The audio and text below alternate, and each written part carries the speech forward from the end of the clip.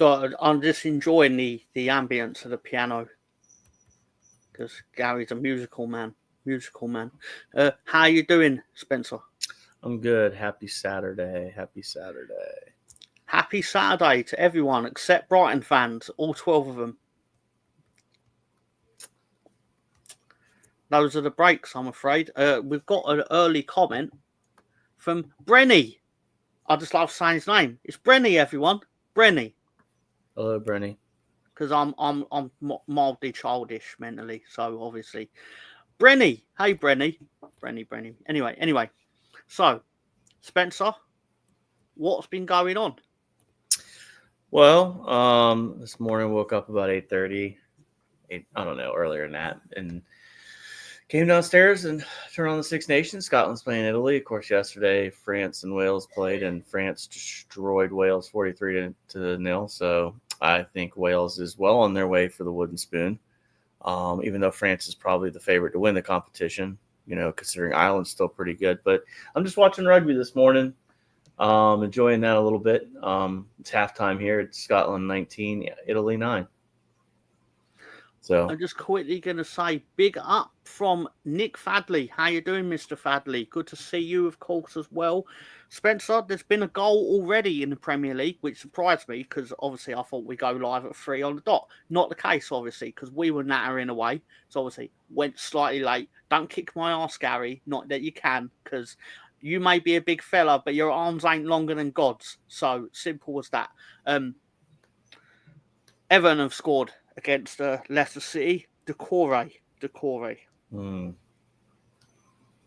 Goals in the championship. 2 goals in the championship at Millwall. Millwall scored in the first minute. And then QPR equalised in the 3rd minute. Wild and wonderful stuff there at the New Den. I still wouldn't pay to see it, though. You couldn't pay me to watch that. Anyway, Hull City 1-0 up against Stoke. Hull suddenly Barcelona, which makes me feel a lot happier about the fact that I don't have to play them because I've already fucked up against them enough times. So, what's going on out here in the chat? Plymouth Argyle won in the morning kickoff. 2-1, by the way. I did credit where it's due because we do like to acknowledge the winners. Well, when it amuses me to do so, of course, because I'm petty like that. If a team I don't like wins, which is most of them, admittedly. Mr. Fadley says he's doing great. He wishes us too well. Very polite of you, Mr. Fadley. Very kind. So,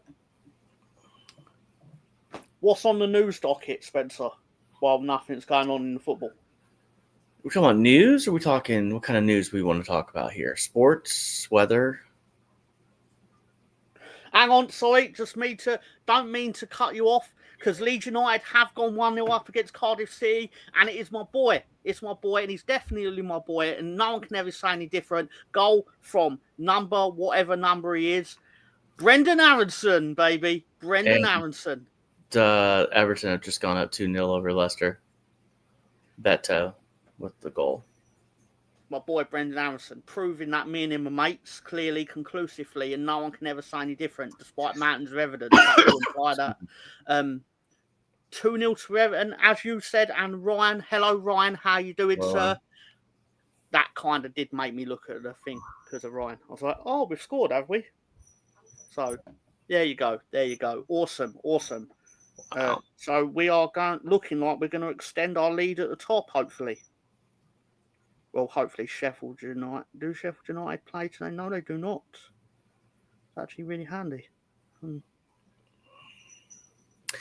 Well, as far as what's going on, right now, like I said earlier, I've got Scotland, Italy on one screen. And over here, I've decided to turn on Peacock. And I've got the multi-view, and I'm watching Ipswich and Southampton. Ooh, it's painful. I really want, the joke earlier about Millwall and QPR. I might rather watch that. And then you got Everton, Leicester, and of course Newcastle and Fulham right now. So the one, although I'd make loads of jokes about the fact that Ipswich versus Southampton sounds really boring, but to contradict myself last night, as in it's actually going to be weirdly exciting because when you look at the table, who else in that table are Ipswich and Southampton going to play? that they think they can get points. Like when you get the fixture list, they're obviously going to look at when are we playing Southampton, when are we playing Ipswich. Yeah, it's a big 6-pointer. I still think Southampton will outdo Derby's county's 11 points, not by much, but I think they'll steal something here eventually. We've got laughter at Tottenham, so let's have a look at what's going on with Tottenham. Oh, hang on, nothing's happening. Is that because Matthias Tell decided to turn them down? He did. Daniel Levy, to my understanding, actually flew out to Munich to meet him. Yeah, I heard about that on Sky. I've been kind of following them for the transfer stuff. And to be honest, they have a very catchy tune for the transfer show. So I just thought I'd point that out there. It's not cutting edge stuff, but I'd point that out. I've not really watched much of the transfer show in this transfer window, which sounds really silly. But do you know why it is? I know this will sound really silly, but obviously because we're not really part of it. Yeah. Not just because we're not in the Premier League. I mean, from the context of we're not actually likely to buy anyone. So, and the transfer show, to my understanding, and this is not digging anyone out, but it is basically going to be, let's look at what the big six are doing. Yeah. They get all the YouTubers in that obviously associated with those clubs. Whatever you think of them, that's what happens. So I feel no real inclination to watch it. As an Arsenal fan, I totally understand why you'd watch it. Well, I'll tell you what, and I think you brought up a good point there with the YouTubers. Like, it's crazy to see Flex on there, and more power to him. You know, like I've made jokes about Rory Jennings to you, but my problem with Rory Jennings isn't his knowledge of the game. It's the fact that he makes clickbaity titles. Yep. That's my issue. Everything else about him, I can sit there and listen to him talk about it because he's very knowledgeable. When him and Adam McCullough sit there and talk, I can listen to that. I mean, I can listen to Mark Goldbridge and that I can't remember the kid from Liverpool, James or whatever his name is. Yeah, I can listen to those guys, but I don't like clickbaity titles. I don't. That's where I lose respect for stuff. It's because he's a reactionary. Don't get me wrong. I know YouTubers by nature are reactionary because by and large, you're reacting to what happens. But his reactions are some of the most disingenuous shit you'll ever see committed to celluloid. He within a month, you will get him doing a video about how Maresca is the greatest manager ever and walks on water. Mm-hmm. And then within 2 weeks, it'd be sack him.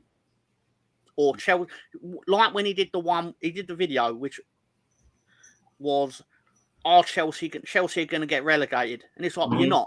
You're just not. You're not. Like Spurs are probably going to get relegated, yeah. But still, Forest are going to get their revenge. Actually, I probably should make a joke about that on the lead show tomorrow. Nottingham Forest have done their time for the crime of getting destroyed by Bournemouth, and they're going to get revenge on Brighton. Anyway, but also most importantly, Gary has decided to grace us with his presence. For anyone who wondered where the hell Gary is, he's out on assignment, and he's graciously allowed us to give you the show that we put out on a Saturday, even when he's not here, which is very kind of him, because there's a lot of people that wouldn't do that. So I really do appreciate that. And I hope the audience appreciates that, Gary, of course, as well. Mr. Fadley, obviously, with Hello, Gary. Ryan's laughing at Tottenham, which originally made me wonder what happened with Tottenham, but then I realised it's a transfer, of course.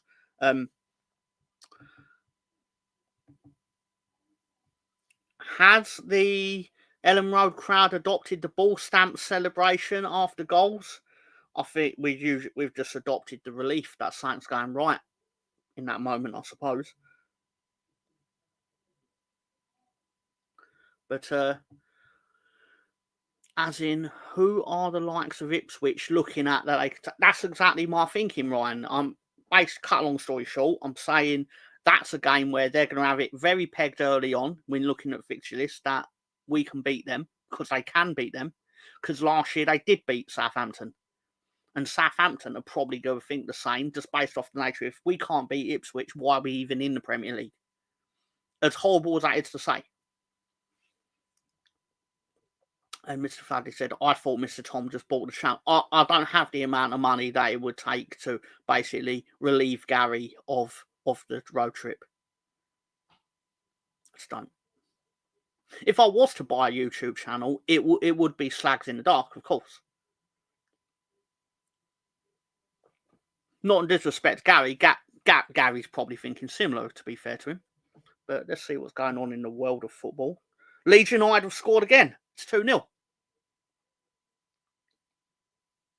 Well, there you go. 2-0.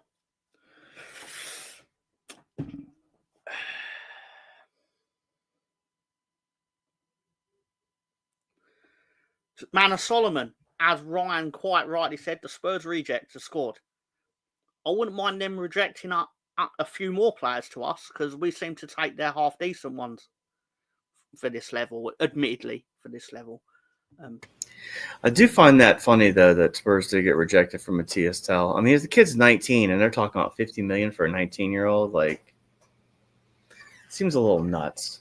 That's the sort of transfer. Right, and I know he flew out, so ostensibly he had the intention of making it, but it has all the hallmarks of everyone's upset because there's injuries, so we make a massive bid for a player so we can say that we did. Okay, well, my counterpoint to that one, though, is what if the guy accepts the bid? What do you do then? Well, that's what I'm saying, as in the only caveat to that is the fact that he's actually gone out there. So, if all intents and purposes, he has the intention of making the transfer, because he needs to do something to show to the Spurs fans that they're not sitting on their asses while they've got an injury list like 12 players long or something like that. So, yeah, I guess I hear what you're saying, and I guess my counterpoint is that because people try to say that Arsenal throwing $60 million or 40, whatever it was, the amount was at Watkins, the PR bid. Like, I don't believe that some of that stuff's truly PR bids, right? And here's why. Because they could just say, yeah, we accept it. And all of a sudden now, we got to pay this. Right? So I still think they wanted to. I just don't think clubs just randomly throw bids out there just to make fans happy. I don't think that's a thing. But what I do think the difference here is that I believe you made a genuine bid just to see, because keep in mind, Villa are on the financial fair play, like they're on the breadline, like they've spent fucking loads of money, and what I know they've got Champions League income, which will obviously offset a lot of that expenditure, but you obviously were unaware as a club. I imagine your club were not aware that Saudi Arabian club were randomly going to buy one of their substitutes for 78 million quid. Tell you what, Brighton today has to feel dumb not to sell Matoma. 95 million. They got to feel dumb today. But that's okay. The Spurs rejects has scored. No, sorry, I don't know why I read that like I hadn't already, because of course I had. If you came up, what are the chances? I wouldn't bring back Archie Gray. He made his bed, in my opinion. Don't get me wrong. I'm not going to sit here and go, I don't get why he went to Tottenham. Of course I understand why he went to Tottenham. It's delusion. It's delusion of no Leeds fan is sitting there going, why has he gone to... Of course he's gone to Tottenham, because he's gone from a youth team wage at Leeds United to a professional footballer's wage. And his family obviously pushed him to do that as well, because they're not stupid either. And, well, his younger brother, who's 16, scored for Leeds under-21s last night. So let's get that one ticking along, because that's some future money in the making. But you know, when people go, his brothers are better. I've heard his brother's better. Well, apparently he is actually better than Archie Gray, but I don't know. Different positions, I imagine. But at the same point. Yeah, I find it just complex, the whole thing. Because I still think Arsenal can get him. Because I haven't heard them directly say, no, he's not for sale. I heard Emery say that he's happy. But then again, the way the Sky News reporter said it, I guess someone leaked some information to Arsenal, say, hey, put a bid in for him and see what happens. To me, that's Watkins' camp probably. Either A, trying to force a move, or B, trying to get a new contract with more money. So, and then, of course, you got the Rashford news potentially going to Villa, which is a wild one to me. But, I mean, how do you afford that one if you're on PSR already? if he's on 300 some a week, how do you? I mean, obviously they'll 50-50 with United or whatever, 60-40, but I don't know. I think there's a lot of stuff that get reported, and I'm not saying just by random Twitter accounts, but I'm saying by even like Sky News reporters, like they really don't know. Yeah. And it's a tough one. I think if you are to get Ollie Watkins, it's obviously going to cost you a serious amount of money. And I'm not saying 60 million isn't serious, but if they're selling their substitute for 78 million, I mean, it doesn't take a brain surgeon to sit here and go, you need to be talking like the sort of money that Al Nassr paid for their substitute.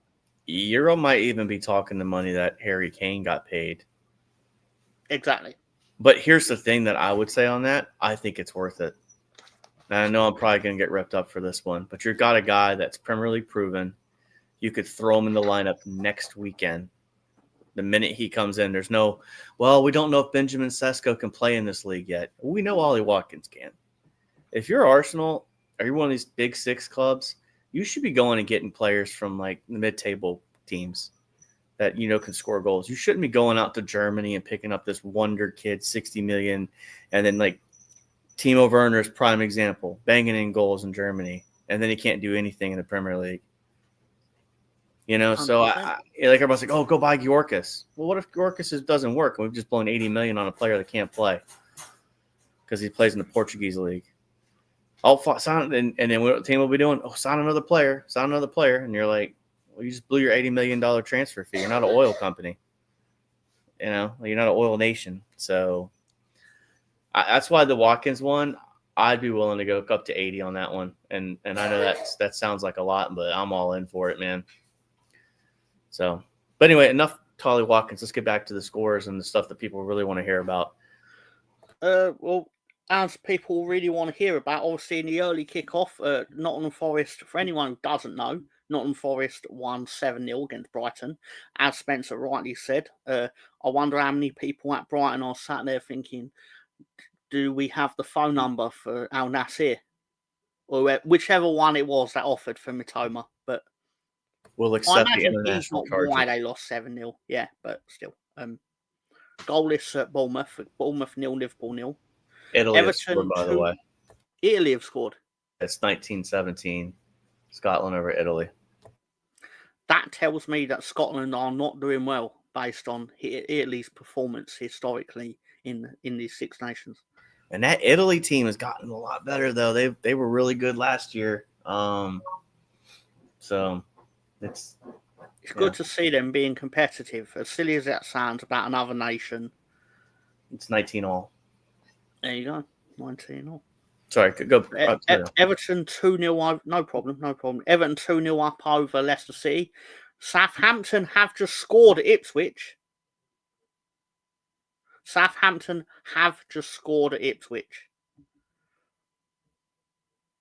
It literally just went 1-0 while I was looking at it. So I don't know if it's going to stand, obviously, because I'm not watching it. You probably couldn't pay me to watch that. But at the same time, Joe Rebo has scored for Southampton at Portman Road. Portaloo Road, as one of their fans calls it, from what I know. And Newcastle, goalless against Fulham.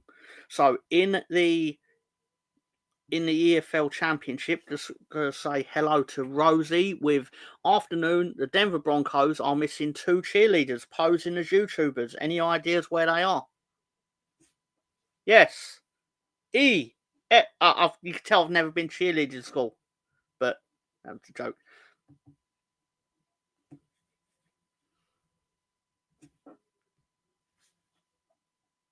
I don't think they have cheerleading schools. They might. I don't know. They have to learn somehow, like cheerleading practice, something like that. How do you even do this? I mean, I haven't got 8 arms to even doing this. I'd have to think about it, but I think you can go like this. See. So. In the EFL Championship, Oxford in the early game, Oxford United and Bristol City played out a 1-1 draw. Plymouth Argyle come from behind to defeat West Bromwich Albion. West Bromwich Albion by 2-1. And Watford lost at home to Norwich City with a goal from Josh Sargent. Who else would score for him apart from Sains, the guy who got banned for 6 games for spitting? So I don't know if he's back yet or whatever. Anyway, more importantly, in the Championship, Derby County need to go fuck themselves, and they are drawing 0-0 at home to Sheffield United, who also need to go fuck themselves in the go fuck yourself derby, some would say. Hull City are leading 1-0 against Stoke City. Leeds United were leading 2-0 over Cardiff City. Millwall and Queen's Park Rangers are playing out their 1-1 draw. Portsmouth versus Burnley are 0-0. What else would it be? And Sheffield Wednesday 0-0 with Luton. And Coventry City have gone 1-0 up at Swansea. We play Coventry on Wednesday. That's going to be really interesting because I hate Frank Lampard and I want to beat him. You might miss I might push all the way through and not have to go to the playoff rounds at this rate. I know you don't want to speak in that. I know you don't want to speak that into existence because bad luck, but you're trending in the right direction. That's for certain. Did we mention that Southampton have scored a goal? Yes, I noticed it come up because I did acknowledge it happened, but I didn't know. You know when it changes from 0 to 1, but then you don't want to sound really stupid by saying it happened and then have it VAR'd out of existence. But yeah, they are 1-0 up.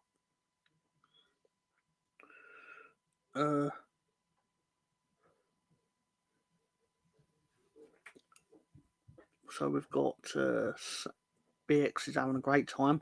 Obviously, justice for Swedish lesbians, based on law from the Stags in the Dark show. Justice for the poor cheerleaders from that's from the road trip law, I suppose now. And Jose and Rose. There you go. And where's Sam? The Broncos are missing their janitor. Oh, Sam's probably enjoying himself today. He's probably doing something. You know when people go like, "Oh man, coming on here and we've got nothing better to do." He probably has something better to do. That or he's watching the Northern Lights. Mm-hmm. It's true. Millwall scored. Millwall are now 2-1 up against Queen's Park Rangers.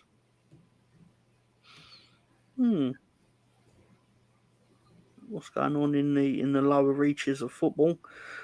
Transmere Rovers are losing 1-0 at home to Colchester United. That's not good. It's really not good. No. What happened to that rapper that was going to buy them? I don't know. He must have watched them and then thought, "No, I don't want to waste my money on this shit." That or the TikTok reel got his attention, so he moved on to something else. Yeah, Jamie Ritchie's now off for Scotland, so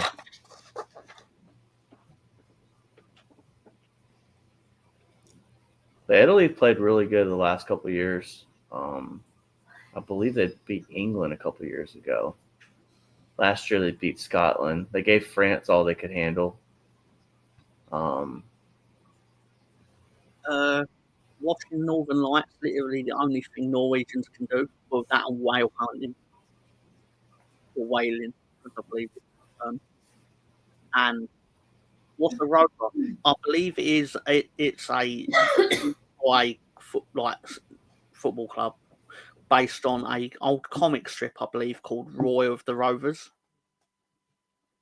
So that's why some football teams, not that many, will have Rover as their last name.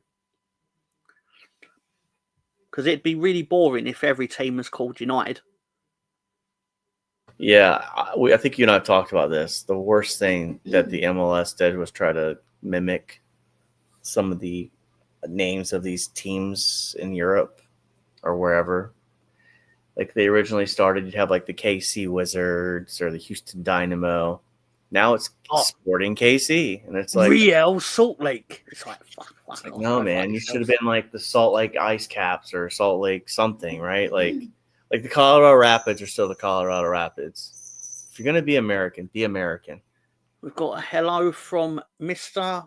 Anthony Herbert, how are you doing, sir? And he's obviously saying hello to Elijah Wood. Sorry, 1 second. We've got an entrance. Sorry, I'm just going to do.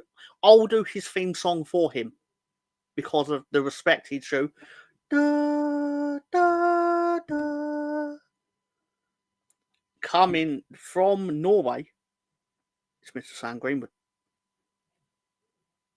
Penalty in the Your Norwegian whaling chief, it's Mr. Sam Greenwood. It's Mr. Sam Greenwood. Oh, is it? Oh, I was supposed to bring you in. Oh, okay, fair enough. How you doing? Hello, everybody. Hello. How are I was we? trying to give him the Roman Reigns theme, but then I Yes, realised it was I've great. never hummed it. It was great. Before. I Thank didn't know you. it. But you being the host of the show, I thought you was going to click me in, but yeah. You could have just called yourself there, Tom. It's probably your ringtone. Yeah. Yes. So how you guys doing? We're good. There's a penalty in the Liverpool game, so they're about to kick it. Mo Salah. Oh my I just God! realised I Already. said his name, so Yeah. I've got Of to course, pay when I turn it homage on. to the chief. We're doing excellent today. It's a Saturday. The weather's decent. Got football on and rugby on, so feeling pretty good. Damn, fucking Liverpool. Jesus.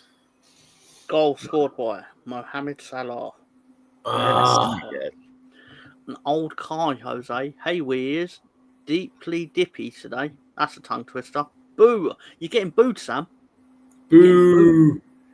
Rosie, there she is. The hill of YouTube.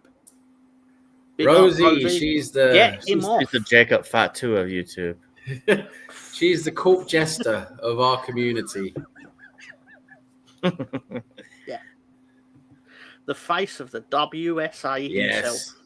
Jose, he's a trusted board member of the board of the World Slag Association. Yeah. Big up to Negan. Hope you're well. Little pig, little pig. Let me in. Little pig, let me in. Yep. Got trusty Lucioli ready. Anthony's got his crusty sock ready. You know the person who made the Walking Dead comics. You know what I think he was watching when he's writing that. I think when he brought Negan into the comic, he was basically watching the episode of Fresh Prince of Bel-Air where Will Smith got all his money. Will Smith and Cotton lost all their money playing pool in a bar, but obviously then Uncle Phil turns up. And cut a long story short, he's basically like, "Oh man, can you please help? Can you please give Will his money back?" Sort of thing. They're like, "No, you've got to win it, old man." To which he went, "Jeffrey, break out Lucille." That's a good. You make a good point there. That's a good point. He must have been watching it. Probably was influenced by a Fresh Prince. Oh, hang on, we've got Gary popping in with his opinion of Mr. Tom's intro for Sam. Poor. Not good enough. No. Gary, you're welcome to try and sing Sam onto the show next week. It was great. Hold on. Don't you have this good ditty for the lead show you could just throw in here? Yes, I do have that. But would that kind of kill the ditty for the lead show, maybe? I don't know. Absolutely. Because plus I'm too lazy to actually transfer it over because I'm lazy. Fair enough. But there's actually no real reason to not do that, I suppose. But again, Rosie with the real news of Ipswich won, Southampton won. How's Michael Oliver doing? That's what we all want to know. That's what we all want to know. How is he doing? Is he refereeing that game competently? Yeah. Is every free kick correct? I don't know if anybody outside of an Ipswich fan or a Southampton fan was going to watch that, to be fair. Even, I don't know.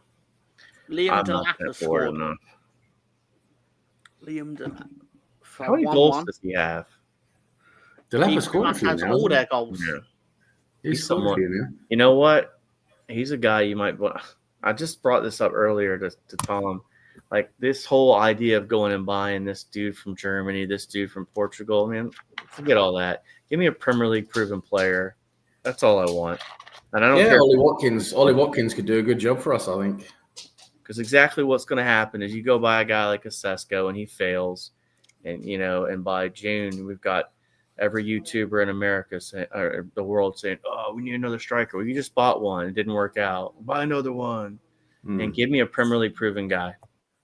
Luton have scored at Sheffield And Wednesday. if Delap, Luton have scored. Oh, that's Delap on loan. Is he on loan from City, or does he actually belong to Ipswich? Who? Delap. I'm not sure. No, he's their player. They bought him from Manchester City, if I remember rightly. There you go. That's the guy you target if they go down. I mean, he's a talent, isn't he? He's still quite young, isn't he? Yeah. I just think that's the way your transfer policy should be. You should be looking at guys that can already do it. Yeah, obviously it's better to have Premier League proven than someone else. But normally it's a very difficult deal to do, right? Top stars going between teams in the same league, rivals, doesn't really happen very often, does it? Because obviously rivals don't want to sell to each other. We've only done that with like Van Persie, and it hasn't really happened very often with big players in the Premier League. So it's less likely to happen. That's why they normally go abroad, isn't it? But I think Ollie Watkins is someone who could do a good job for us. I've liked him. I know he has had not quite the best of seasons. He was good for England in the Euros when he came on, had an impact. They He had a paid good 20 season. million for him. Had a pretty good season last season. I mean, I think I can just see him doing a good job for us. I think he'll work well in our team, and he's someone who seems to be, if Villa go ahead now and finish Rashford loans, and it looks like they're going for Asensio as well at PSG. If they finish those two loans, then I think Watkins will probably come our way. I think they're going to move off him. I mean, I'd be willing to pay 60 to 80 for him because I think you're going to get 3 to 4 years out of him. Yeah, I mean, at 29, he's at his prime now, right? He should be at his prime level now, but he still should be good, barring any injuries or anything like that. He should, and he hasn't had any injuries really. He's got a really good injury record. Actually, and now he'll get injured when he comes to Arsenal. But of course, the first thing's going to happen is he's going to have a first training session and break his fucking leg or something like that. Of course, that's going to happen. That always seems to happen with us when we get a player. But yeah, no, like you say, Spencer, at 29, I agree. I think we could probably get at least 2 to 3 seasons out of him. I think we could. So yeah, it's a good deal because he's got an immediate impact, right? I think that's what we need now in this January window. We need someone who can come in, hit the ground running, and give us an immediate impact. Because if you bring in a Sesko, if you bring in, like an Osimhen or one of these other guys from abroad, you've got that whole risk of them. They're going to need, 10 games, right? They're going to need 10 games to settle in, probably.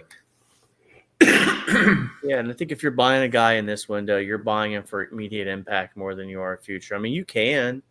I mean, I think I saw a report this morning, and it said that, excuse me, they said that RB Leipzig will be willing to depart with Sesko for an additional 50. So you want a guy for 110 million? Okay, I'll wait till the summer. Bournemouth have just scored to tie it up 1-1. By the way, oh, good, because Bournemouth have been in scintillating form lately. I mean, they've been called it offside though. Maybe. Oh no, fuck off. Of course they will. It's fucking Liverpool. Everybody makes these jokes about, City. Everybody lays down for City. They lay down for fucking Liverpool too, more than they lay down for City. But is it offside though? That's the important question. I can't see it. Is it offside? Is it actually a correct decision? Is more the point? I think it's a correct decision. Seeing it. Yeah. So fuck. But anyway, Bournemouth game. Bournemouth's not fucking scared. So. Bournemouth, I mean, they've been great lately. I mean, they've probably been arguably the best team in the Premier League over like the last 5 games. So, come on. Bournemouth's Justin Kluivert has scored more goals at St James's Park than his dad did, and his dad played for Newcastle. I know, I read that. That's great. Yeah. Yeah, good old Patrick Kluivert. He went to Newcastle when he was past his prime, obviously. Striker. He was fantastic. He was fantastic. Obviously, he came to Newcastle at the end of his career to be, in all fairness to him, like winding down, taking the Premier League money at the time. Yeah. One of the goals has been chopped off. It seems like it is the Bournemouth goal has been chopped off. But I think we should pay homage to Chris Wood, who scored 3 goals in the lunchtime kickoff. Well, we should also bring up. He's an amazing striker this season. Yeah, I mean, he's like I wrote in the group chat today. I said he's like the new Jamie Vardy, right? You know, he's just come out of nowhere, banging in goals in the Premier League. You know, he could end up being the top. What a man! Sorry, what's that? What a man, Chris Wood. Sorry, just what a player! What a player! Yeah. Sorry. He's worth 3 of anyone's millions. So Leeds didn't bother keeping him then. Leeds didn't bother keeping him. Now, do you know how much we sold him for? To be fair, to genuinely be fair, we had to sell him because he scored 30 goals for Leeds in one season in the Championship, and this is not the Leeds United team. You get what I mean? Like, it's not like we were going for promotion now. We got him on the cheap from Leicester for £3 million in Championship, probably a standard fee at the time.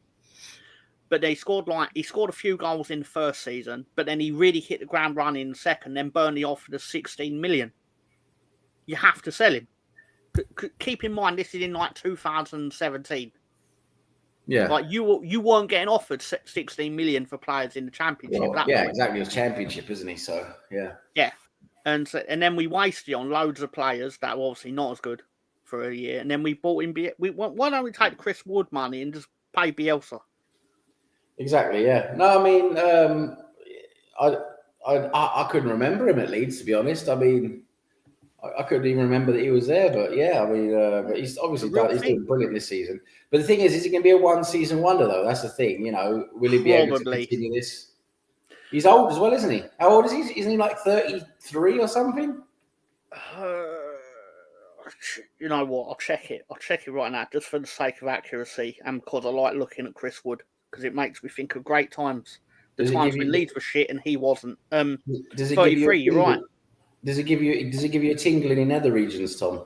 I have had a tingle in my nether regions because of him. That'd just be disingenuous to say any different. But to be fair, he's a good striker. He's had a great season. You can't deny he's had a great season. He's obviously had a great season. Nottingham Forest are where they are because he has decided to hit the net. But the thing that will always keep him as a Premier League player, regardless of what people think of him, is, and I'll say this every week, big fucking men never go out of fashion in football. Mm-hmm. They just don't. They just don't. There will always be a team that will be willing to take a chance on the big fucker up front. Yeah, I mean, a big guy who's a bit. I mean, I'm not sure how athletic Wood is, to be honest, but a big guy who's a bit athletic and everything, who can throw his weight around, he's going to be. That's normally a very good forward if they can hit the target. Because normally with a lot of these big guys, they're really strong. They can win a header, and all that, but they just can't hit the target. They're just not good at finishing. But if you're big and you can finish, I mean, that is a lethal combination. Like Lukaku in his prime. Lukaku was a fucking monster. I mean, he was banging goals in. What a striker he was, just huge. Drogba, remember Drogba? What a unit he was. Just brutalized every defense he played. But those guys could finish, right? So, the key is to be able to finish as well as use your power. And it looks like Wood is able to do that, right? I mean, it's just a shame he's so old now because I don't think he's going to. I mean, he might, his bubble might burst after this season being 33.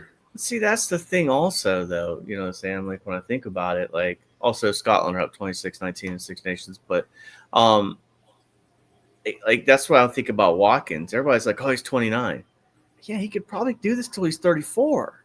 Yeah. You know what I mean? I don't know about elite level those last couple of years. He's not a massive body. Normally in my assessment, normally a striker, they'll hit their prime probably around 25, 26, and then they can keep that level normally until about 32 normally.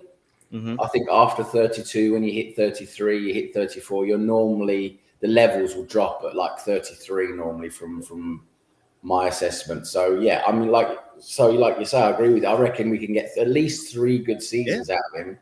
And the most important thing of all is he can make an immediate impact. I think people really need to realize that. He can come and play for us next week. Yeah. He can play for us in that game next week or whenever the next game is now. I'm not sure if we're going on an international break or whatever it is, but He's going to basically he can play our next game after this transfer window closes, and he can score goals. It's that's what I think we need to look at. Yeah, and that's the thing. Like, and the Chris Wood thing. I mean, it's that big body, up front. Like, it definitely is a profile that I think most teams they'll take a chance on. Scotland has scored again. But speaking of Chris, I just want to say hello to Chris Nix. Just want to say hello to Chris Hello, Nix. Chris. Hello, Sorry, Chris. cut you off, Spencer. It was just an opportunity. But I'm also thinking about this game as the modern game as well. The leading goal scorer in the league this year is not a striker. He's a winger.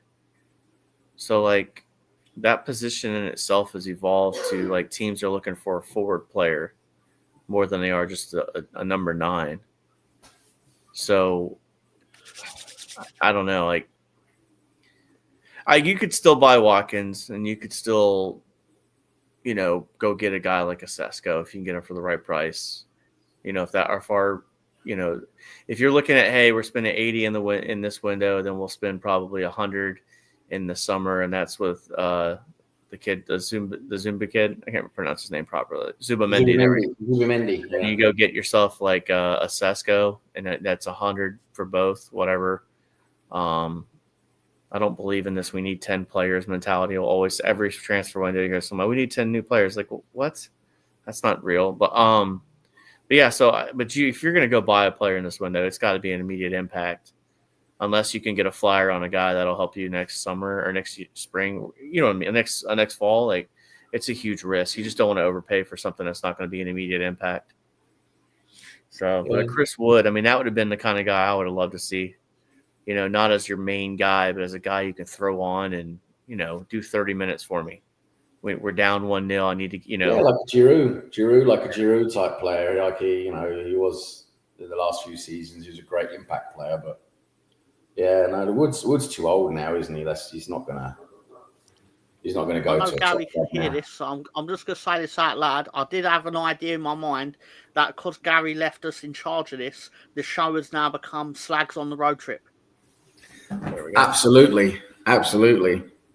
Yeah, baby. Yeah. 100%. Yeah, baby. Yeah. Yeah, baby. Yeah. Yeah. Sorry. Anyway. And I just want to say, BX is right. We're talking about big units up front. Costa. I mean, he was a psycho. That guy was a fucking psycho, but he was good. He was a big, Diego powerful unit. Costa, He could finish. Is that who you're referring to? And he was Diego Costa. He was a fucking psycho, but he was great. He was. I'll tell you what is great. Oh no, sorry, I was about to say Cardiff has had their first shot on target. They've just had a first shot on target. Because it was basically the stats for Leeds were looking 4 shots off target, 3 shots on target, 58% possession, and basically Cardiff have gone and fucked that up by having a shot on target. Tom, I've got a couple of questions for you. Yeah, number you're one. say, who gives a shit? I give. No, actually not. But yeah, you could say that. Who gives a shit? But no, it's not what I was going to ask. Question number 1. How are you enjoying your new career in swimming? Is that because of the aerodynamics? That is because of the aerodynamic of your head. Are you enjoying swimming now? Are you gonna go for the Olympics in Los Angeles?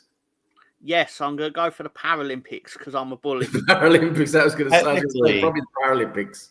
I think Tom's decision was based on his Royal Rumble haircut. He wanted to look good for the Royal Rumble. Yeah, it was sick. Even though he's technically not participating, he never knows when his number might get called. Exactly. That's a very good point. Because you never know when you'll actually get you never know when you get the call and go, do you want to be in the Royal Rumble? To which I would obviously say yes. Exactly. You're on mute now. You're on mute, Spencer. With all the hair he did have, it would make it easier for Omos to grab him. Yeah. Or Obafemi. I'll tell you this for free. The one thing CM Punk does not want to happen tonight is that buzzer goes and I start walking down the aisle. Exactly. He will be in real fucking trouble. CM Spunk might actually live up to his name. Fucking hell, if that happened. Rosie has an idea for the Slag Show. Rosie hasn't got an idea. She's Scottish. She's got no idea. But Tom, I have another question for you because I did say I have 2. So this is my second question to you. Tom, how is your career as a part-time member of the Right Said Fred tribute band? Well, it feels too sexy for my shirt, clearly. Are you too sexy for your shirt? Of course. Yes, I knew you would be. Of course. You slag. Did you say you slag? Very good. There's nothing like lint rolling myself 1,000 times before heading out to work. And Coventry have scored again at Swansea. Everton have got a third goal. Coventry are doing well. They had four wins on the trot, didn't they? And now this could be the fifth. And guess who Coventry play on Wednesday night at Coventry? Have a guess who rolls into town? Leeds. Dr. Leeds! Dr. Leeds, you guys are getting spanked because you're terrible away and Fat Frank is on form now. You guys are going to lose. It's not just that they're on form. It's the fact that Fat Frank suddenly turned into Sir Alex fucking Ferguson whenever he plays against Leeds United for some reason. You got that going against you as well. But no, I do think we'll turn them over. Well, it should be a good game since Coventry are in form and scoring goals. So, yeah, that might be a good game to watch. Not like the Burnley Leeds game that had 0.0 xG in the second half. This is actually a great suggestion. Not that I'm really doing a massive pivot, but I kind of am. No, we will destroy Coventry on Wednesday night. Actually, take that. Whatever happens, happens. But at the same time, get people to give you their top 5 movies, choose some, completely destroy them, critique them, and say why you think they're awful. But that's basically Tom versus Back to the Future. that's basically Tom versus Labyrinth. That's basically. We're going to need to have that. We're going to need to have that Back to the Future discussion at some point on a Thursday night. But Rosie, that is a good suggestion. That's a little bit what we do already, but it's a good suggestion. We could definitely, make that into a segment. And but you, I mean, you obviously would be first choice, Rosie. Absolutely first choice for that because your movies, your taste, it's absolutely disgusting. You got such a bad taste in movies that I would probably put you at the bottom of a list of anyone in terms of taste of movies. Is that based on the fact that she feels every movie that's ever been made is pish? Pretty much. Unless it's a romantic drama. Unless it's an obscure Netflix made to keep their quota up movie or, romantic comedy with some Romanian actor as the lead role that nobody's ever heard of, but ends up with the same ending up with the girl who's a girl from Moldova that no one's heard of. But they all, they're all friends in the end and they all fall in love and get married. That's what Rosie really loves. Oh, well, has BX got a I've got one in my head already. Basically, BX Gunner has said, I have a topic for Slags in the Dark. Take a good movie and replace the main actor with a B or C lister who could do a better job. And I've already got one in my head. Being John Malkovich I've never really seen it, admittedly, but just the title alone makes me think of being Steven Seagal. Being Steven Seagal. That would be incredible. If you're in Steven Seagal's mind, all I can imagine it is basically, yeah, I love cheating on my wife and Aikido. Being Steven Seagal, that would be pretty mental, actually, wouldn't it? All I will say is that makes him basically one of the most stupid humans on earth. Is he was married to Kelly LeBrock, and I've watched Weird Science, and my main fault while watching all of Weird Science was basically Steven Seagal was married to you and then cheated on the nanny, cheated with the nanny, which begs the question: what did Steven Seagal's nanny for his kids look like to cheat on Kelly LeBrock with her? That is insane. It's a very, very good question, Tom. And there seems to be a thing with celebrities and nannies, doesn't there? Schwarzenegger did it. He actually got this. I think he actually got the nanny pregnant, didn't he, or something like that? I can't remember. He's done it with every nanny. Apart from I think he's a bit of a nanny fucker, to be honest. And I think it happens with a lot of these. Spencer, could you please defend American actors fucking nannies? Why do they do it? I've got an opinion about. Obviously, you asked for it. Obviously, so I just think these celebrities get in these marriages and they stop doing certain activities with each other, or and then the nanny's willing to do certain activities for said actor that the celebrity wife thinks she's too good to do anymore. I'm not saying anything out loud. I just think that's what happens, and it goes both ways too. We literally just said it out loud, Spencer, but go ahead. But I didn't really say it though. It's still PG technically. Right? Yeah. You know what I'm saying? But basically, the nanny takes it in the arse. Yes. Well, I was That's gonna what say it is, Tom. maybe. I think they're more willing. They're definitely more willing. And also, it's that forbidden fruit thing, right? You've got the nanny around the house, especially if it's a good-looking one. You've got the nanny around the house all the time, right? And you just know it's that forbidden fruit thing. That, you shouldn't be touching the nanny, and then you go and touch the nanny, right? That's what these celebrities do. Partly is that it is that it is pretty much that, but there's also the aspect of the fact you have to have a nanny in the first place tells me that you subconsciously don't feel that your wife is actually a good mother for the children, whereas you've actually employed someone that actually spends time with the children. Therefore, she is the surrogate mother for your kids. So you're getting very deep here. You're getting very deep here, Tom. I like this. You're getting very psychological deep here with surrogate motherhood and all this. It's very good, Tom. I could be totally wrong, but because I don't have kids, so I'm not in the situation. But I can imagine there is that aspect to it of basically someone's raising your kids, and it's not your wife. Very astute, Tom. There's actually a really good older movie. It's called Divorce American Style.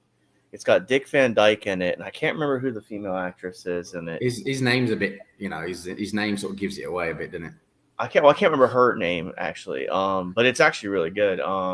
And it's basically about the 50s and 60s, and they end up splitting. I don't want to ruin it because it's actually really good for a 1960s movie. But I just think, I don't know, man. The whole celebrity thing, I think they think they're special, people. So you got to think about it too. There's a bit of entitlement. The nanny also feels like, hey, I can get some of this money. The nanny's probably not making crazy money. And, if she ends up, or he, because his marriage dead. Yeah, there we go. I can't remember her name. What's the name in there? Debbie Reynolds. Yep. It was just a good movie. I saw it a long time ago, and Holly liked it. And we watched it. But it's pretty funny because his support is $250 a month. $250 a month in the 1960s, that was crippling. But either way, I don't know, man. I think the nanny wants some of the money too. Whereas, she'll know there'll be some split. And, maybe if I'm good enough, I'll be the next. I don't know, man. Yeah, no, there's definitely multiple aspects there. In the UK, there was a Jerry Springer show equivalent, but it aired at 9:25 in the morning, and his name is Jeremy Kyle. It was called the Jeremy Kyle Show. And but cut long story short, he used to host a radio show in Radio Birmingham, something like this, and he did a show where the gimmick was that this radio station was running. They did a contest. The gimmick of the contest was they were going to find two strangers on the radio and they were going to get married. Mm-hmm. That woman did get married to Jeremy Kyle because she ran off with Jeremy Kyle, the host of the radio show. But then he ended up cheating on her with the nanny. That is a sleaze bag right there, Jeremy Kyle. Now it's the nanny thing seems to happen a lot, doesn't it? But Tom had I thought he had a very astute take there, and the whole surrogate motherhood thing and all of that. It's a good point there. Imagine if Sigmund Freud was a slaphead, Tom. You just you suit that completely.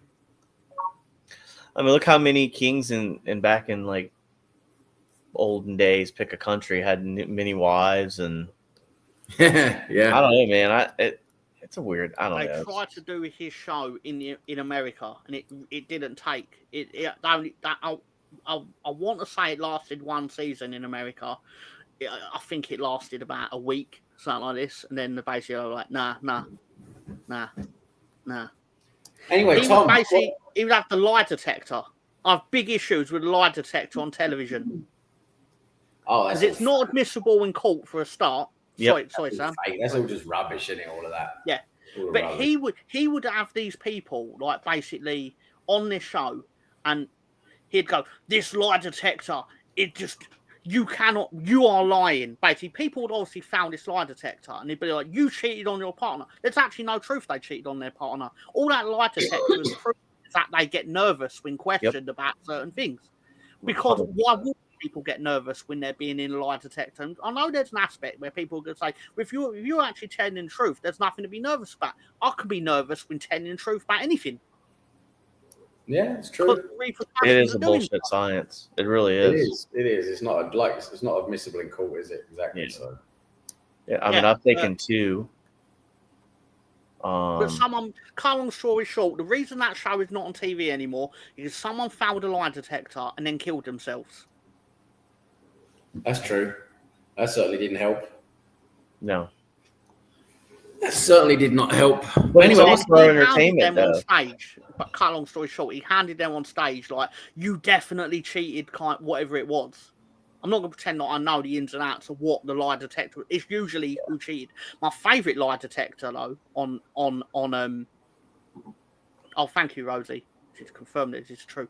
My favourite lie detector, my favourite ones was the ones that were like didn't have the repercussions of like actual life-changing repercussions. It was basically who shat in the fridge. It's crazy. The best part of it is everyone lie detected, which again, even if you found it, just means you were nervous about being questioned on shitting in the fridge. But they all passed it. That whole Jerry Springer, you know, that whole what happened there, and you know, all that crazy, that shock, you know, that shock Gonzo TV basically. That was all crazy. That was, Jesus. The stuff Jerry Springer did, my God, fucking hell. There's a documentary on Netflix about the Jerry Springer show. Yeah. Ah, Jesus Christ, the stuff they did. You can see the shame of the people involved in making it. Oh, yeah. God. Anyway, what's the halftime scores? We need to do the halftime scores. The halftime scores, sponsored by Sam Greenwood. Sorry, that's wrong of me. Sponsored by Slags in the Dark. Yes. Bournemouth 0, Liverpool 1. Everton 3, Leicester City 0. Ipswich 1, Southampton 1. Newcastle 1, Fulham 0. And this guy's excuse for sending a naked pic. I had a stressful day at work. We've all had those. 31 We've all had those. But we deal with it in different ways. And this guy's obviously had his way. But anyway, in the EFL Championship, the what league, as you call it? Well, the Northumberland Disabled League. Yeah. Northumberland Disabled League. Two of the more disabled teams of the Disabled League. Derby County 0, Sheffield United 0. So, Hull City 1, Stoke City 1. Leeds United 2, Cardiff City 0. Yes. Millwall 2, Queen's Park Rangers 1. Portsmouth 0, Burnley 0. Imagine my shock that Burnley are currently drawing 0-0 against Portsmouth. Imagine my shock. Sheffield Wednesday 0, Luton Town 1, and Swansea City 0, Frank Lampard 2. So that's the way they talk about it. The results of the lie detector test, Tom, is that you're a Derby County fan. Anthony, let me have a look at the lie detector results for should Anthony Herbert go fuck himself. Sorry, what? I think you'll pass that lie detector test, Tom. Definitely. Absolutely. But seriously, thank you for turning up. I know you already have, but still. Do we think Bournemouth can come back from being? I mean, they can. Well, they can. They've got the firepower. Yeah. They seem to be able to. You know, lately they seem to be able to score goals. But from watching this Liverpool team, man, this Liverpool team. Under the rules of association football, they absolutely can come back from being 1-0 down. Will they? Unlikely. From watching them, they're giving it Liverpool a go. It's not one of these like just inviting pressure on from Liverpool. They are doing some high possession of the ball, so it's definitely doable. But I mean, people always say City lay down for City, Sam. I think people lay down for Liverpool. I think they've had a lot go their way this season so far. Yeah. Liverpool, definitely, they've had a lot go their way. But I'm going to be honest. If they go to Bournemouth today and beat Bournemouth, that's a very good result because Bournemouth are in really good form. They've been beating big teams. They've been scoring a lot of goals. They're at home. If Liverpool go there and beat them, then that's like, okay, these guys, these guys might actually be winning the league. I know it's too early really to say that, but it does look that way when they can go to Bournemouth and get those 3 points. Not good for Arsenal, and we have to still beat City tomorrow at home. And I just know City are going to show up tomorrow, and they're going to something's going to fucking happen for City tomorrow. So yeah, we'll see how that goes. How are Transmere Rovers doing? We need to know how Transmere Rovers doing. Literally to say, the bad news is Transmere Rovers, there's 2 goals in their game, but both of those goals have gone to Colchester United. Good old Colchester United. Two. Transmere Rovers. Obviously, as Rosie did point out earlier, I believe Wrexham are winning 1-0, aren't they? At Crawley. Leyton Orient losing 1-0 to Stockport County, which is a shame. How are things going in the Grace McEwen Methadone Clinic League? Let's have a look at the Methadone Clinic League. Dundee United 0, Hearts 2. That's a bit of a shock, isn't it? Aren't Dundee doing well? Not that I'm following the Scottish Premier League, the Grace McEwen Methadone Clinic League. Dundee FC is the not United Dundee team. So if they win the game, they'll go 3 points behind Hearts. So yeah, I suppose it is a shock. No, hang on. Hearts. Hang on. So they're both on the same points, and Hearts are winning. Oh, sorry, I thought it was the other Dundee that were, fighting. You're right. No, Dundee United are third, so you're perfectly right in what you said. I've just misread it like an idiot. Hibernian 1, Aberdeen 0, and St Mirren 0, St Johnstone 0. Right, fair enough. Enough. In La Liga, Getafe played out a 0-0 draw with Sevilla. I suppose the real question could be asked is, will Valencia be relegated? Oh, that would be a big one, wouldn't it? If they got relegated, I mean, that's a big club in Spain. I mean, I know they're not a very big, they don't have a huge stadium and all of that, the Mestalla and all that, but they are building a big stadium. I think they are big. Apparently. Pardon? Did you say what? They're building a big stadium, but Peter Lim, the chairman, just decided to pull out all the construction. It's literally like the walls are there. Oh, but wow. They basically don't want to fund it anymore because obviously the team are shit. Yeah, that's probably what it is. They're just not going to get the funding they need for it. Yeah, look, Valencia were big. I mean, back in the early 2000s, they won the Liga. Yeah, back in the early 2000s, they were. I mean, they got quite far in the Champions League and everything, didn't they?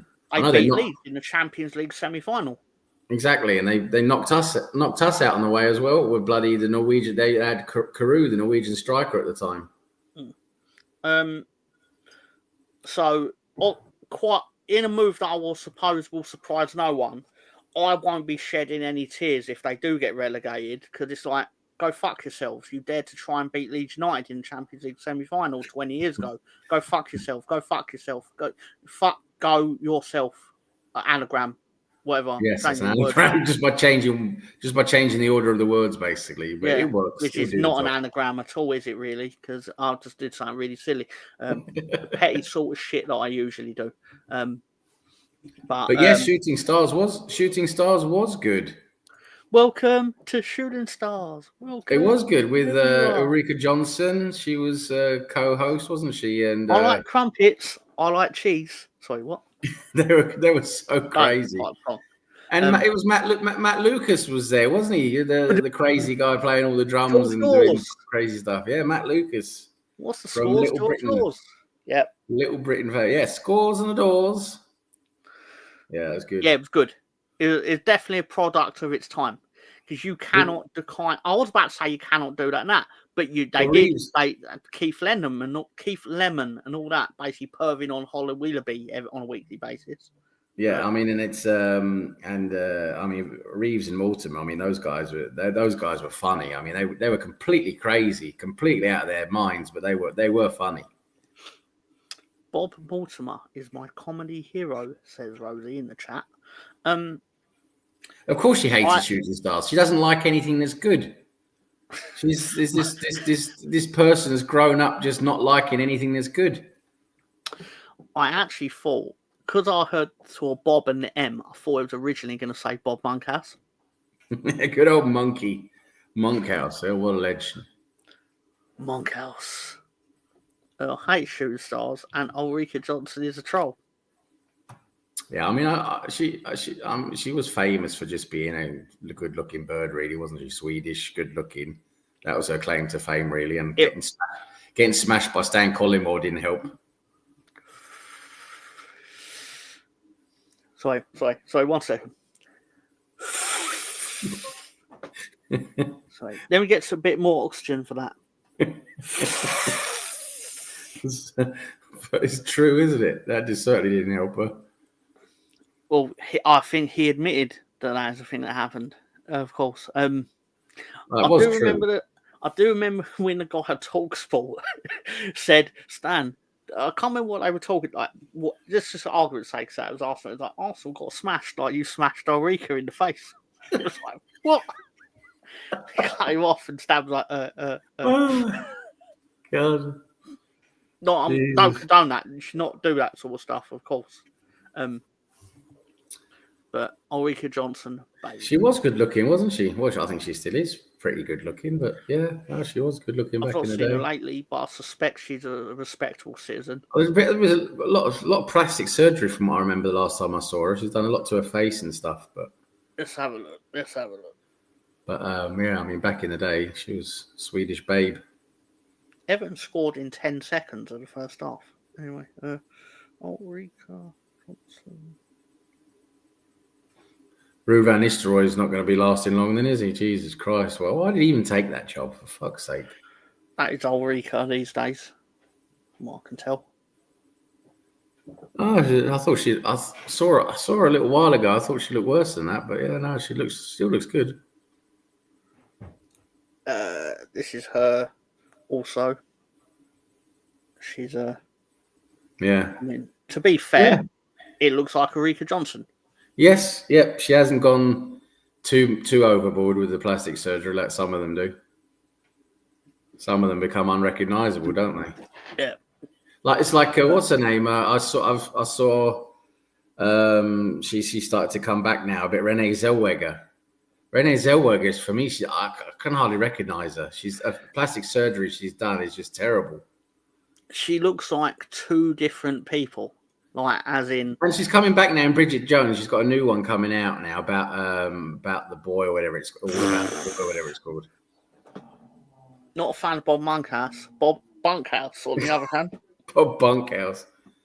I bet that's what he actually called his house, the bunkhouse. The bunkhouse. When he was tapping, when he was what's the word?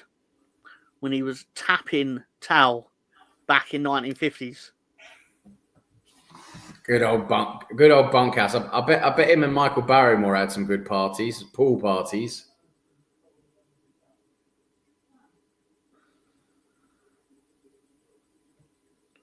Ironic that you say Cardiff have scored 2 goals because Leeds United have actually made it 3-0. It's Daniel James has scored. So thank you for motivating me to actually look at the scores, Mr. Herbert. And your favourite Leeds player, Brendan Aronson, scored the first goal, didn't he? He did. Of which to be fair, and Spencer can back this up, I then reconfirmed that me and him are mates. Yes, and that's obviously true. I was really tanned that summer. Yes, you did, and it looks like you had a bee sting in your head. But apart from that, it looks pretty good. Yeah, that's exactly it. I mean, you should see my heading record those days. Yeah, you fucking great on your head, weren't you? I'll put the target in Target Man. You certainly did. Renee has complete. She does look like it's not even genuinely unfair to say this. Like, you're not hating on a woman. she does look like a different human being. Yeah, I couldn't believe it when I saw years ago. Because she like sort of disappeared for quite a few years, didn't she? She sort of like went away for a while, and now she's back. And it's like, what is that? Renee Zellweger? I couldn't even recognize her. And now she's doing a new Bridget Jones, and it's like, oh, well, it's not even Bridget Jones anymore, is it? Who the fuck is that imposter? That's not Bridget Jones. Get the fuck out of here. That's unfortunate. Sheffield United have scored. So Sheffield United are winning 1-0 at Derby County, who obviously need to go fuck themselves. But as you were saying, Sam, she was, if I remember, she used to get a lot of shit for being ugly compared to like a lot of the women in Hollywood at the time, like in the early 2000s. Because she didn't have that like so-called Hollywood beauty. But I always really liked Renee Zellweger because she had natural beauty. I really liked her, and they were always going on, oh, she was too chubby and all of this. I thought she was beautiful. I really liked her natural beauty and a natural body and all of that. I can't stand all those, those health obsessed nut jobs, over there, that, oh, they just, they can never eat a fucking hamburger in their lives, and they have to go to the gym 5 times a day, and they can't have an ounce of fat on their body. It's fucking ridiculous. That's not healthy. That's not fucking healthy at all. And then there's all digging her out. Oh, because she hasn't got that, beautiful Hollywood look and this and that. I thought she looked great back in the day, Renee Zellweger. She looked really naturally beautiful. She was fine. In all seriousness, there was nothing wrong with her. Like, if you compare her to the average person on the street, she looked fine. Yeah. But she stood out in the fact that she didn't stand out. In Hollywood, like I just said, in Hollywood, when you put her next to all of those, the way they looked, of course, she stood out, right? Because she didn't look anywhere, as, aesthetically beautiful as what people, in Hollywood think aesthetically beautiful is.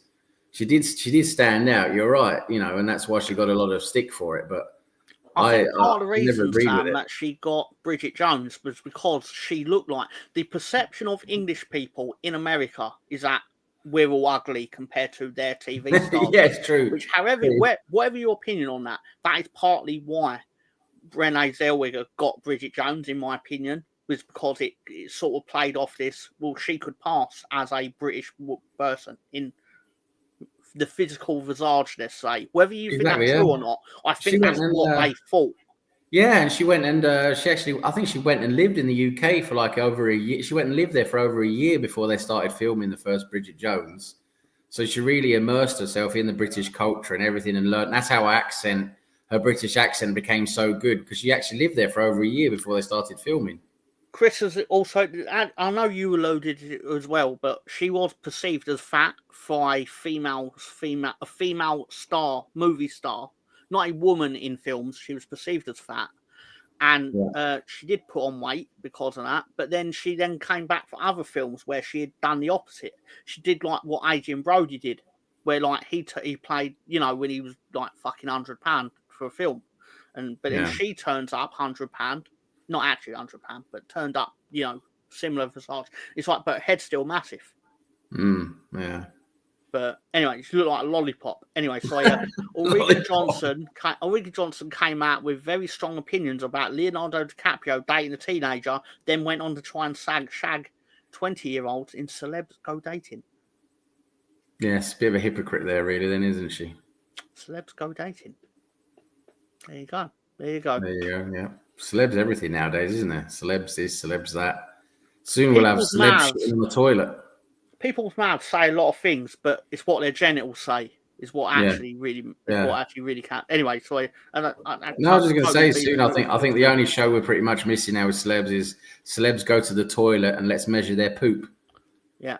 See who's got the biggest poop. Gillian McKeith did that, to be fair. Like, I would look at their poop. Gillian McKeith could probably tell you a lot of people's celebrity shit. She had to inspect it for some reason. Anyway, remember Kim Marsh was known as the fat one from Hearsay? Yeah. My favourite thing about Kim Marsh from Hearsay, she was great. She married Jack Ryder, who was in EastEnders, and she basically convinced him to leave EastEnders, as part of their marriage. I don't know that's fact, but my perception is he left to spend more time with his wife. Yeah, and she assumed he'd get work because he's a good-looking lad or whatever. Yeah, but Kim Marsh his character got killed off. so he can't go back to EastEnders. But then she ended up taking a job on Corrie after she divorced him. Of course she did. Of course she did. But she did look good, though. I thought she did look good, though. I like women with natural beauty. I've always preferred natural beauty ahead of like that, you know, the plastic, full of makeup, tons of makeup look. I always preferred the natural to look, you know, in my opinion. Gary wants us to know, have a good show. Enjoy. Have a good day, Gary. I'm hearing too many things where it's like, oh, I don't know if I like this. Enjoy your show, Gary. And now Gary's gone, you know, we can have a bit of fun, can't we? So. No, but in all seriousness, Gary, thank you for affording us the opportunity to actually do this when you're unavailable. Do genuinely appreciate that. Good fun. Sam told me his top 10 women. Number 1 was Susan Boyle. I thought, oh my, well done, Sam. Well, so Susan Boyle. Oh, lovely. I was out with her a few months ago. You know, she took her teeth out and she was great. It's brilliant. Did she dream a dream? She dreamt a dream. She took her teeth out. She was great. She came in a lovely flowery dress. It was great. My favourite thing about Susan Boyle discourse, and I'm not. I was just thinking Gary was wanting to disassociate himself from the show. A task you could do together then. Why doesn't Rosie ever come on a stream? Why doesn't Rosie? She does her own videos and stuff for her own channel. Check that out, by the way. Go and check out Rosie's channel. But why doesn't Rosie ever come on a stream? I have my theories. And by I have my theories, I just mean I've just made one up. I think it's because she might secretly be an alien from Scotland. I'll tell you what, we need to test that theory. We need to test that theory. Needs to be tested. She could be a conehead. Well, she's got an alien. She's got alien-like taste in movies. Fucking shit. Yeah. So there's something there. There is a connection there. But my favourite thing with Susan Boyle, when she first came on the scene, obviously in Britain's Got Talent, I mean, it went viral for 2009, went viral, or whenever it was, might have been 2008, whatever. She did her thing. Obviously, fantastic voice, unrivaled, right? And in England, part of the shock was obviously, oh my God, someone looks like that, can sing like that. And then you just leave it at that. America, it made its way to America, this clip. And they had her on satellite, literally sitting there on morning news shows. And they going, when did you realise you actually had a talent despite being ugly as fuck? Is what these appearances essentially mounted to. That was the whole appeal with her, wasn't it? It was just how can such a middle-aged, ugly-looking woman have such an angelic, incredible voice? And that was her, sort of rags to riches, type of appeal, wasn't it? Type of thing, wasn't it? That's what everyone found the entertainment in her. Of course, she was an amazing singer, but the whole appeal was that she didn't look like a singer, did she? She basically just looked like your local, I don't know. Your local someone who worked at Tesco's or something like that. They absolutely struck gold when they found her or when she appeared, because obviously it created the whole thing. It was like anyone in Britain can be, if you have talent, it doesn't matter what you look like, kind of thing. Whereas really, that's not true. That's absolutely not true. But the illusion of it being true is actually what gets people to go, I'm going to try and get on this show. Yeah. The most interesting definitely. Susan Boyle's audition, apart from voice, that she was far more talented than Piers, Amanda, and Simon Cowell. Yeah, I mean, that's the whole irony of the whole show is that a lot of the people that go on it are actually more talented than the people judging them at the thing they're judging them. Very much so. Very much so. That is a good point, actually. Good point there.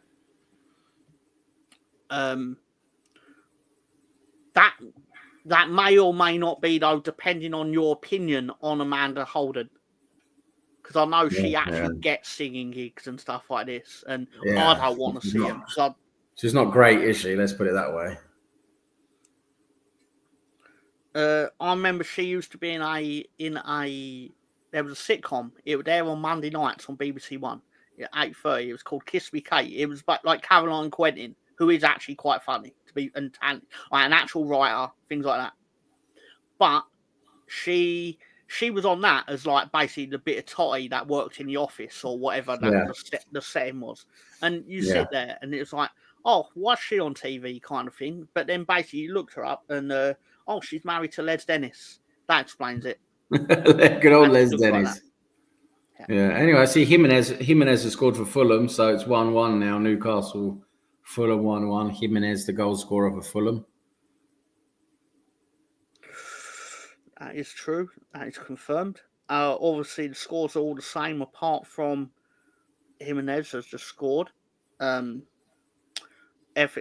mean, Leeds United have scored, so it's now 4-0 against Cardiff City. Ooh, that's becoming a real slapping, that is. Joel Perot has just scored a penalty, so 4-0 to Leeds United.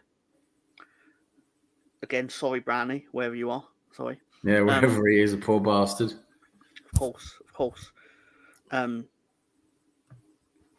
to build on that goal difference.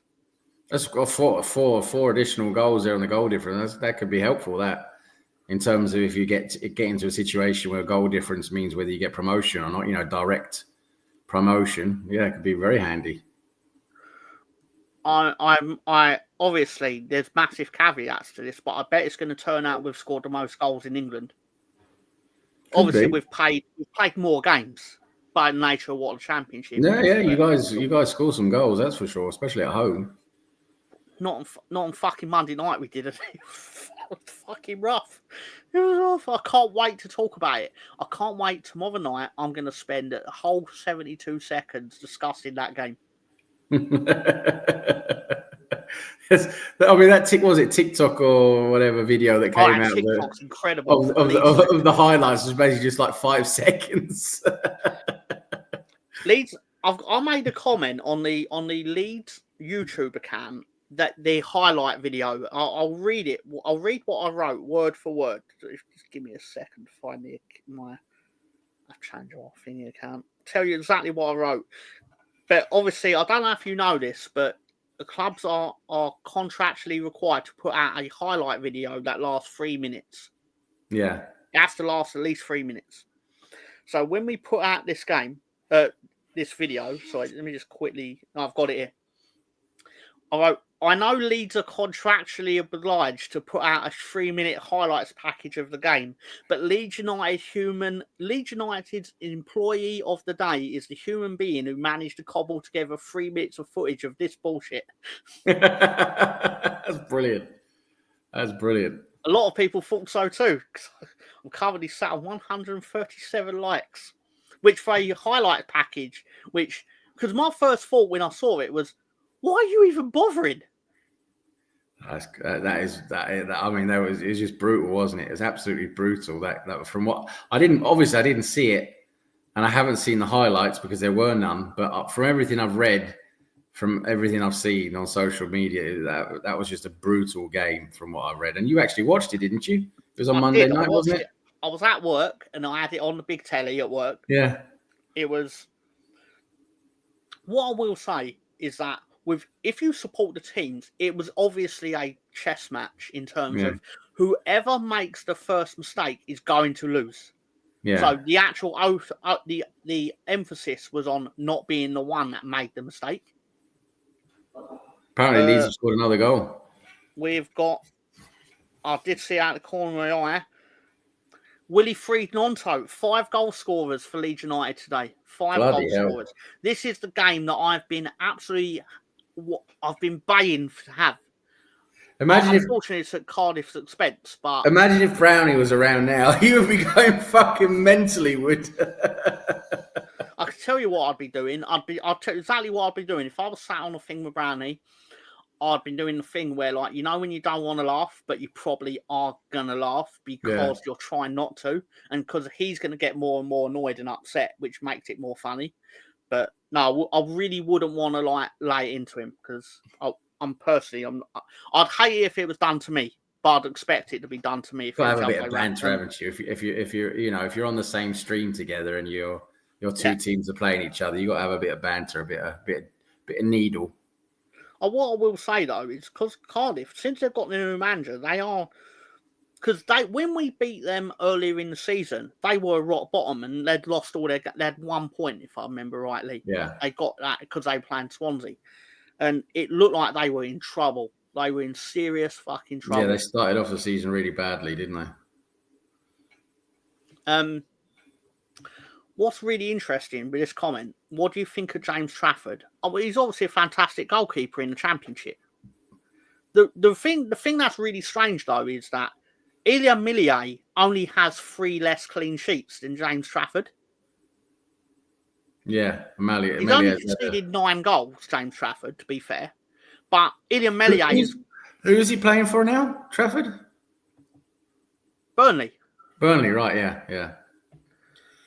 But James Trafford is a very talented goalkeeper. I'm not sure how he's done like this season or so, but I remember, was it 2 years ago? I think now, when England won I think they won the under-21 he Euros. saved a penalty, didn't he, in the final? But it wasn't just that. He didn't let in a goal that whole tournament. I think England won that whole tournament without letting in a goal, and he was just amazing. He was absolutely incredible that tournament. And he was on a lot of people's lips in terms of going to a big team and everything. He's a very talented goalkeeper. I'm really not saying this to put him down because obviously, what can you say about a guy that's conceded 9 goals in 30 games? Like that's it's not even close to being like the actual best record. Like what is now second would be like Watford conceded 20 goals by this stage. Yeah. That's like the second best. So obviously it's incredible. But the real thing you got to keep in mind is that performance. I mean, keep in mind what you're up against. Also, this is really not to put him down, but I think it's a caveat because people will assume that he's going to excel in the Premier League. But that's not necessarily true because Burnley ended up dropping him last year because of the mistakes he was making in the Premier League. Yeah. Like, I think that's being a young, but that's the thing. When you're a young goalkeeper, you are going to be making mistakes, right? Because a goalkeeper doesn't normally, get into their best years until a bit later on in their careers. From like 26, 27 onwards is when a goalkeeper starts to become good. It's very rare that a very young goalkeeper. I mean, I know there's been a few that have been really, really good at a young age, but most goalkeepers don't really get good until they get well into their 20s. So yeah, he's gonna have some mistakes, but yeah, he had a great under 21s, didn't he, for England a couple of years ago, and just letting in 9 goals for Burnley. I mean, that's pretty good, isn't it? You just have to say. He had to take an important phone call is actually why he's disappeared. He's had to attend to some important business at home. So nothing untoward. There's no wobbly being thrown or anything like that, to my knowledge. But still, to answer your question, Anthony, is there both Royal Rumble matches tonight? It's over 2 nights. No, they are. It's one show tonight from 11 p.m. in the UK, is my understanding. Which, ironically, I mean, I'm no expert. Someone can check if this is actually true, but that hopefully will be a link that takes you to the Mr. Tom Talks Wrestling show. But I can find another one if need be. I'll be joining Tom tonight as well to keep him company for as long as I can until I fall asleep. It's time to rumble. Rumble, baby, rumble. Let me find the video. I'll give you another link for it because I've now actually got the thing. But tonight live, we're going to cover the Raw Rumble. I believe Stan's going to appear as well. But at the same time, whoever shows up, we'll have a great time. And it's basically the best wrestling night of the year. Don't even know what that link is above it. But yeah, best wrestling night of the year is Christmas. The equivalent of Christmas for it. Should be a laugh. There's no other time this happens. No other time this happens. But in all seriousness, it'll be awesome if people can stop by. And yeah, it's going to finish at 3 a.m. to my understanding. You know what? But we did all that, and I didn't say hello to Miss Melina, so I apologise. Hello, Melina. I hope you're well. I think she's going to be heading to. I think she's heading to the UK, or if she's not already in the UK. Kristalina, are you yeah, heading to the UK?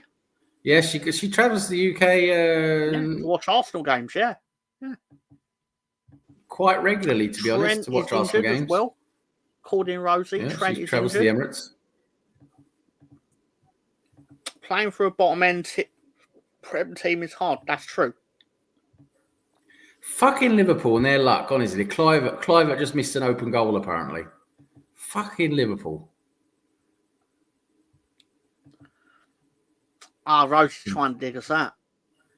Oh, trying to dig us out now, is she? She's trying to dig us out. She's trying to. Bless her She's doing the heart. thing where she's like, I would do this thing that I do every fucking her show heart. I've ever been on, but you don't like it. So I Bless just her heart. personally, Rosie, I just think maybe on top of sharing our stuff, which I do appreciate, despite how this sometimes comes across, put up some stuff for people we don't know. Yeah, I mean, sharing channels that we don't know about, like from other places outside of our community. I mean, that's good. You know, get to know new channels and stuff. But posting links of stuff we are already a part of, maybe sometimes might be a bit much. But no, I mean, I've caught on to different shows thanks to some of Rosie's links, so it's good. Yeah, I mean, I've found the Dan Gooner show, obviously. Yeah. To me, it's Good. not so much about the Arsenal stuff. It's just intelligent discussion. Yeah, it's more, you know, it's a bit more down to earth type, you know, discussion, which is good. Not just all the crazy. Well, you went on there the other night, which I was enjoying. I was listening to part of it because I was also doing NXT for the wrestling show, but it was perfectly fine. It was perfectly fine in all seriousness. But also, more importantly, the Sesame Street cupcakes. And I brought panko breadcrumbs, so I put a poll up on what people wanted to see. Go to Rosie's channel and vote on panko breadcrumbs. Breadcrumbs. Check out Rosie's stuff. Good evening, slags. Yes, hello, Russ. How you doing? Are you getting ready tonight for your dogging session in Lidl car park? Remember the protection. Make sure you're safe. But yeah, have a good time tonight, Russ. Hope you're good. It is fucking Liverpool 2-0. Fucking Liverpool 2-0. That's Liverpool season, isn't it? Clive misses an open goal and then they go and score. That's pretty much Liverpool. Fucking Liverpool.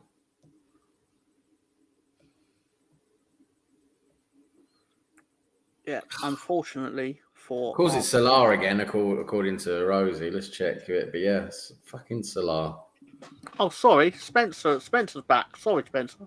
Yeah, sorry, that took a lot longer than I thought it was going to. But I've been waiting for that call all week, so we're good. Good. Fucking Salah 2-0. How about the levels on that too? Because Bournemouth hits the post, and then I don't know who missed it, but someone missed it completely. And then Clive, it was Clive. And now it's Liverpool up 2-0.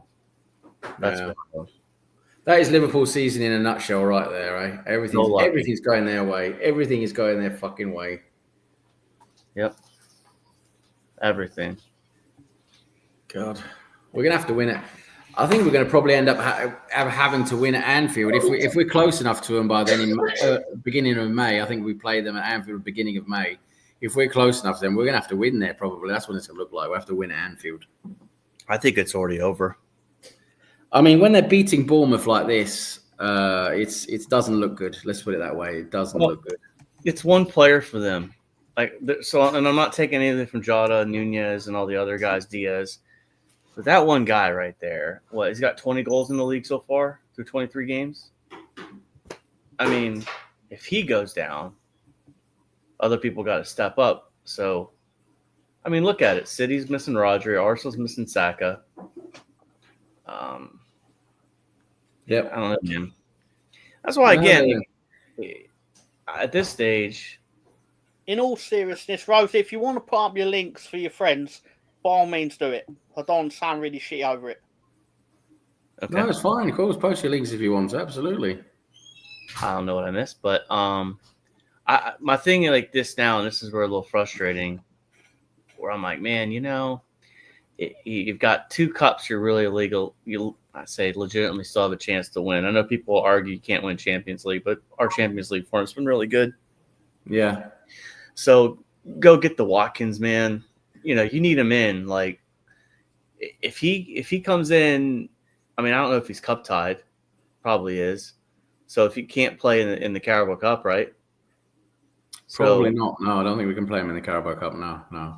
So I don't know. I'm looking at it from a club's perspective. Are we even really in anything anymore outside of Champions League? That's the thing. I mean, we're doing well in the Champions League, and our style of football. I think our style of football suits European football more. So yes, we could probably end up doing a good run in the Champions League, to be honest. Yeah, I agree on that. It's just I wouldn't be. I tell you what, I would fucking love it if we won the Champions League. If that happened this season, I would. I mean, that would be. I think all Arsenal fans would rejoice for winning the Champions League, which has been the one trophy that's eluded us. Well, that would be the one, right? I mean, what if you got a little ambitious and you're like, you know what? Sure, you know what, RB Leipzig, we'll give you X for Sesko.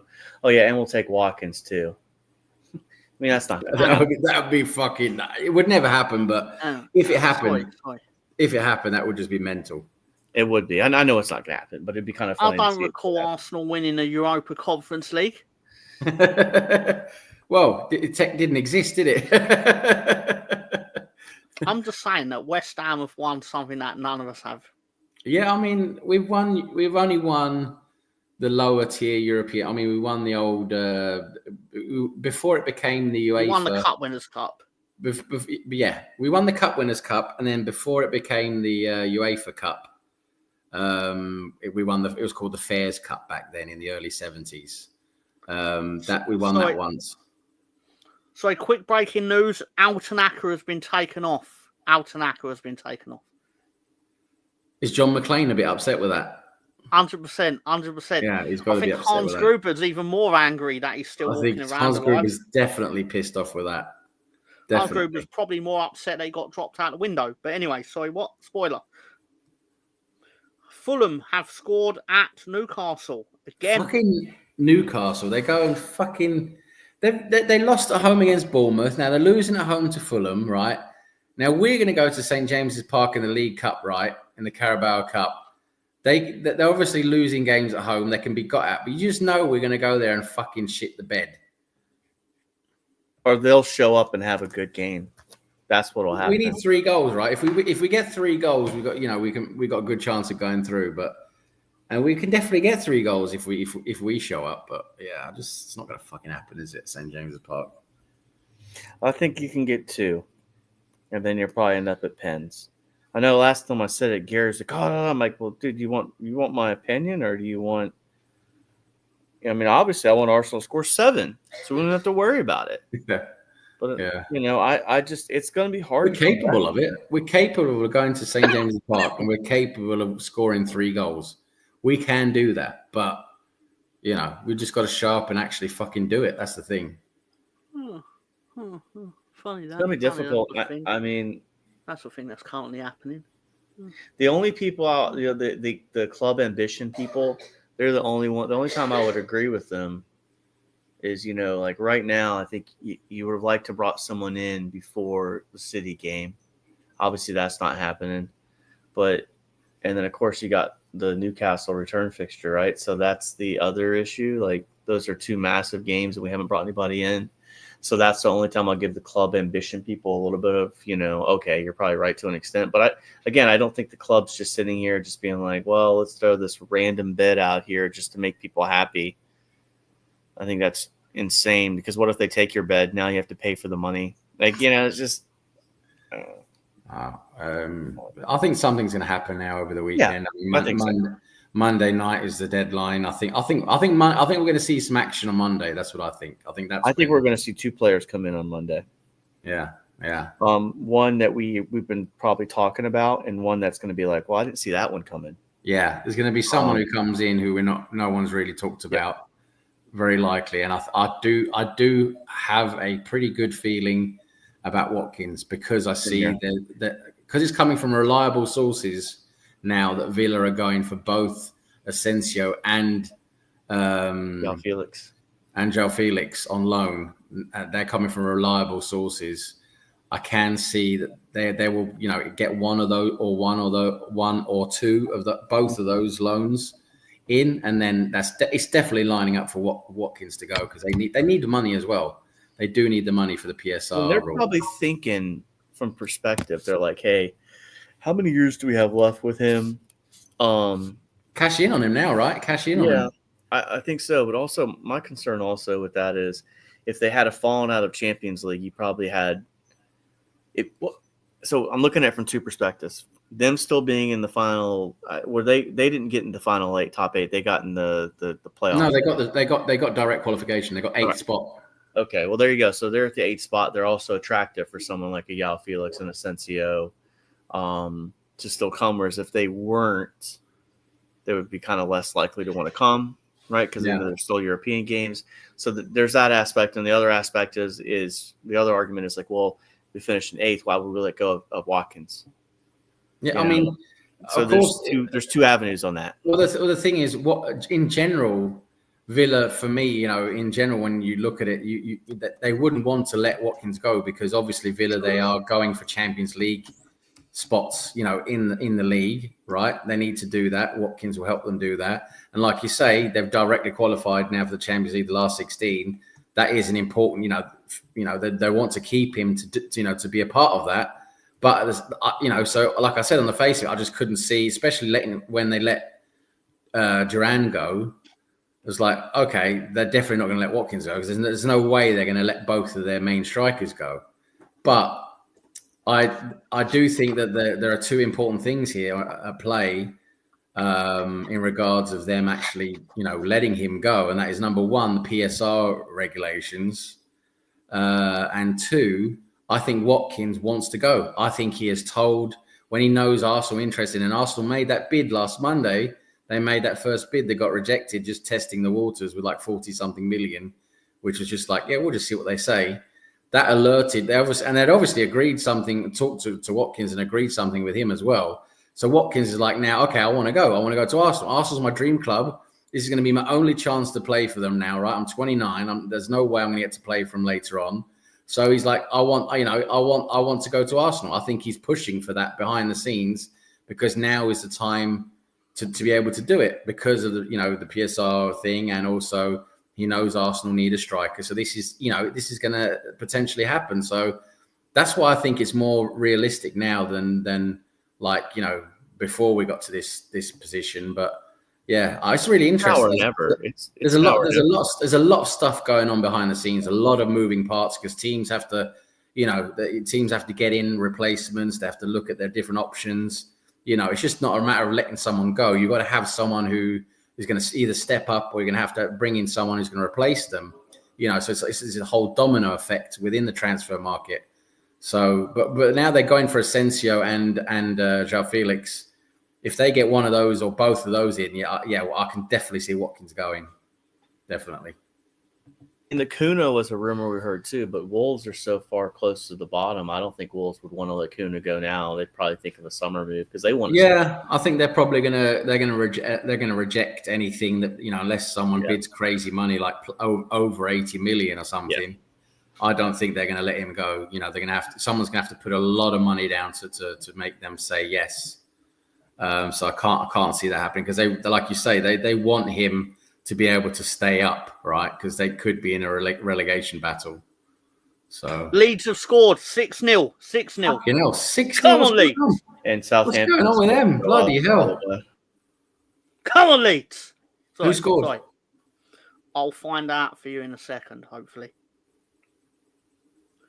Obviously, keep in mind that Rosie is putting up links of friends of the channel or her friends of the channel, bit of both.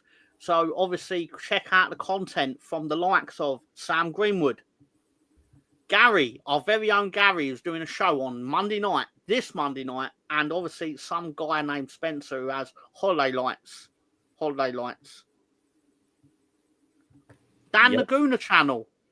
Zanzi the Barbarian. Southampton have scored.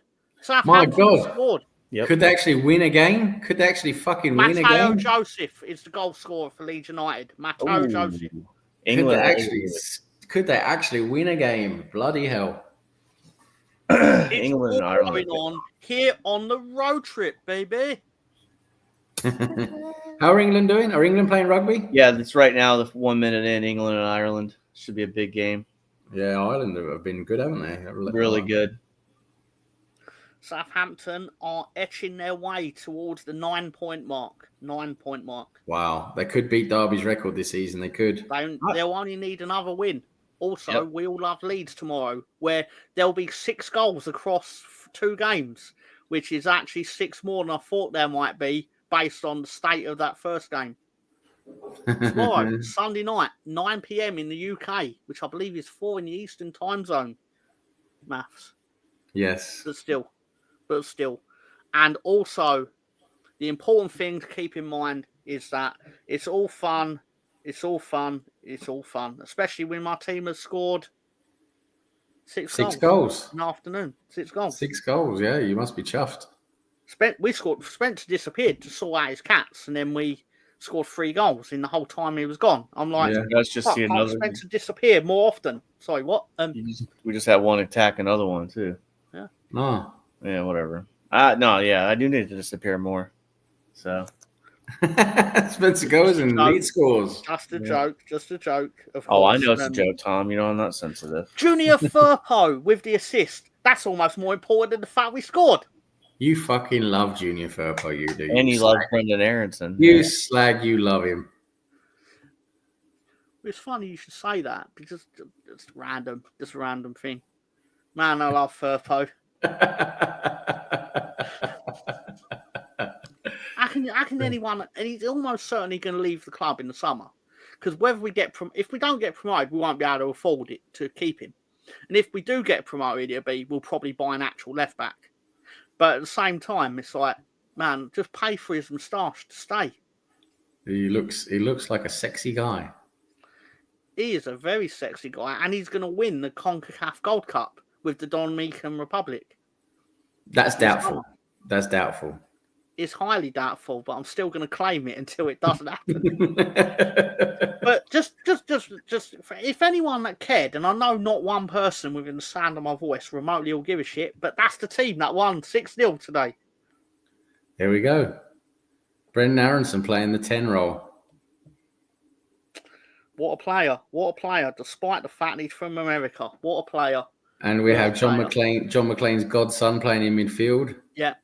And the real question you're asking is, who are the losers of today's game? Let's play a game called Name That Bullshit. Ashford looks like he's about 10 years old in that photo. He looks like he's a fucking school kid. And there's a bunch of nobodies on there, really. I don't think I've heard of it. Oh, Callum Chambers is there. Good old Callum Chambers having the defensive afternoon of his life. Playing defensive midfield for Cardiff. El Ghazi, I remember him from somewhere. Callum Chambers has played the full 90 from what I can tell. But rest of them I've never fucking heard of. But I don't follow the championship very closely. But sometimes I pick up some names. But I can't say I've heard of any of them apart from Chambers and Al Ghazi. Yeah. Obviously, we're 2 minutes into injury time. More importantly, Burnley have finished 0-0 at Portsmouth. Are we shocked, Tom? Are we shocked? Well, yeah, because it puts us 5 points clear of Burnley. Yes, but are we shocked about the result? Are we shocked that Burnley both didn't score and didn't let in a goal? Are we shocked about that? Oh, not remotely. No, but it's actually, I'm just more shocked that we're opening a gap on them. It's good for Leeds. Yes. Yes. Because I don't know if they're playing in midweek, so I'll have another look. Burnley are playing on Tuesday. They're at home to Oxford, so I'm expecting them to win, which would then change it into a 2-point gap. So then we can remake it another 5 if we get a result at Frank Lampard's Coventry. Yeah. I'm just pleased that it's a 5-point gap. We're drawing towards the end now in the Premier League. Very close to the final whistle now, aren't we? Fortunately, Sheffield United have won, but obviously you can't expect miracles, I suppose. Although they're winning 1-0. Ben Berrettini Diaz scored. which is a sentence you don't hear much said these days. No, that's true. That doesn't happen very often, does it? What I will say, not that I want to make fun, but I'm wondering what is going through the mind of Stefan right now.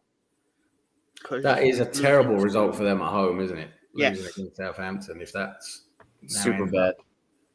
Super bad, man. Because according to the stats, Ipswich have had 11 shots on goal. Southampton have had 5.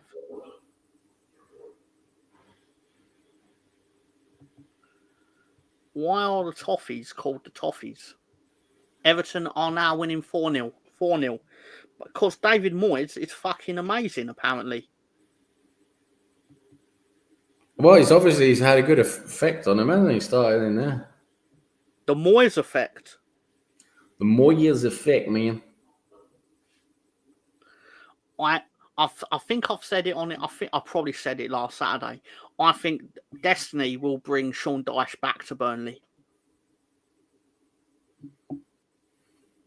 You know It's what? natural, Especially if they get natural order of promoted. football. Yeah. 100%. They've won 4-0, or they're winning 4-0, and they've got Jack Harrison on the pitch, which is surprising because he's played the last 2 minutes. So, you know, I think. How did Transmere end up doing?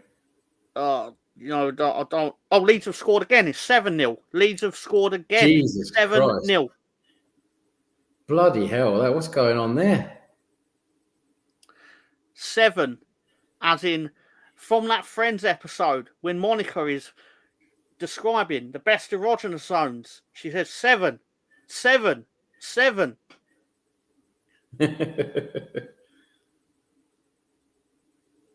7.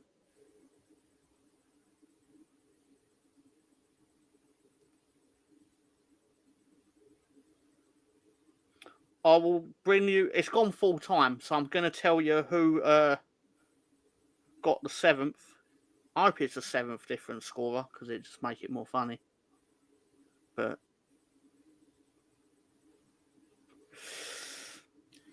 oh, I didn't know this. You remember we were talking about the top scorer before Christmas in the championship was Signs from Norwich City, their midfielder. Yeah. I didn't know that. He's been banned for 6 games. Yeah, for spitting on a player. Yeah. I didn't know that. That's why he's not playing today. Yes, why he hasn't played. He didn't play against Leeds either, which was really handy. But at the same time, Joe Perreault got his 2nd goal of the game, unfortunately. England strike first. Yes. Caden Murley. Swing low, sweet chariots, coming hot to carry me home.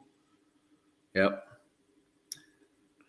Rugby's a man sport, that is. That's a man sport. No fucking helmets and pads. Fucking stopping every 2 seconds for fucking commercial breaks. 7. Sorry, I can't stop saying it. 7. 7. 7. It's just struck me because I've been saying for a while someone has been due a genuine, absolute shellacking from the Leeds Strike Force. It's definitely happened today, that's for sure. And they haven't even had anyone sent off, have they, Cardiff? I thought you were talking about Leeds at first. We've not had any players sent off this season, weirdly. Well, that's good. But if Cardiff are playing with all 11 men and losing 7-0, that's pretty shambolic. Yeah, they had 2 yellow cards, but I could tell you they were. Not that I know. I'm going to say names, but you'll go, I don't know him and I don't know him. Andy Rinhomotta and Callum O'Dowda, which again, I couldn't pick them out of the lineup either. What did you say the first guy was called?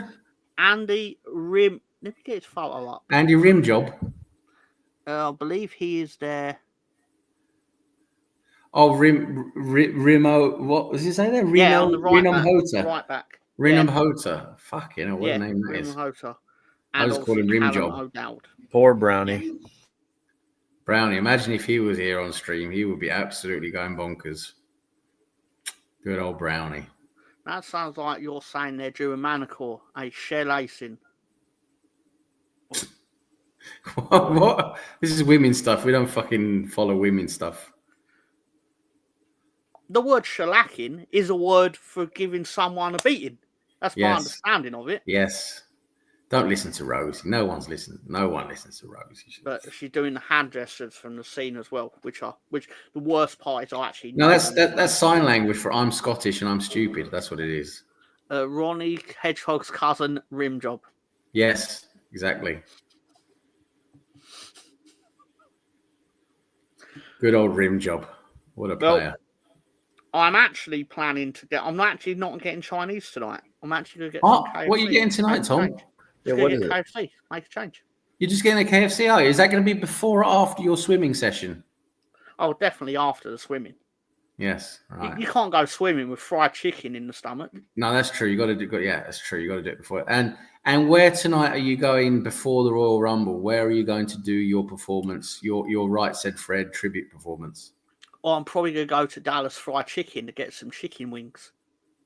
And you're going to do a Right Said Fred performance in there? Yes. You're going to say, I'm too sexy for this nugget. I'm too sexy for this nugget. Too sexy for this chicken. The Korean version of the nugget show. Chicken wing, I'm too sexy for you. Is that what you're going to sing? Oh, shellac is a nail treatment. Well, colour me fucking whatever. I didn't know that. Not that I ever really wanted to know that. All right, so I think now the full times are rolling in. Let's just do a full time. Yeah, let's do a full time scores now. Games. Nottingham Forest 7, Brighton 0. Bournemouth 0, Liverpool 2. Everton 4, Leicester City 0. Ipswich Town 1, Southampton 2. Wow, Southampton get a win. Newcastle United 1, Fulham 2. And obviously Wolves versus Aston Villa kicks off in 30 minutes. In the EFL Championship, otherwise known as the Northumberland Disabled League, sponsored by Slags in the Dark. Yes. Oxford United 1, Bristol City 1. Plymouth Argyle 2, West Bromwich Albion 1. Watford 0, Norwich City 1. Derby County 0, Sheffield United 1. Hull City 1, Stoke City 2. Leeds United 7.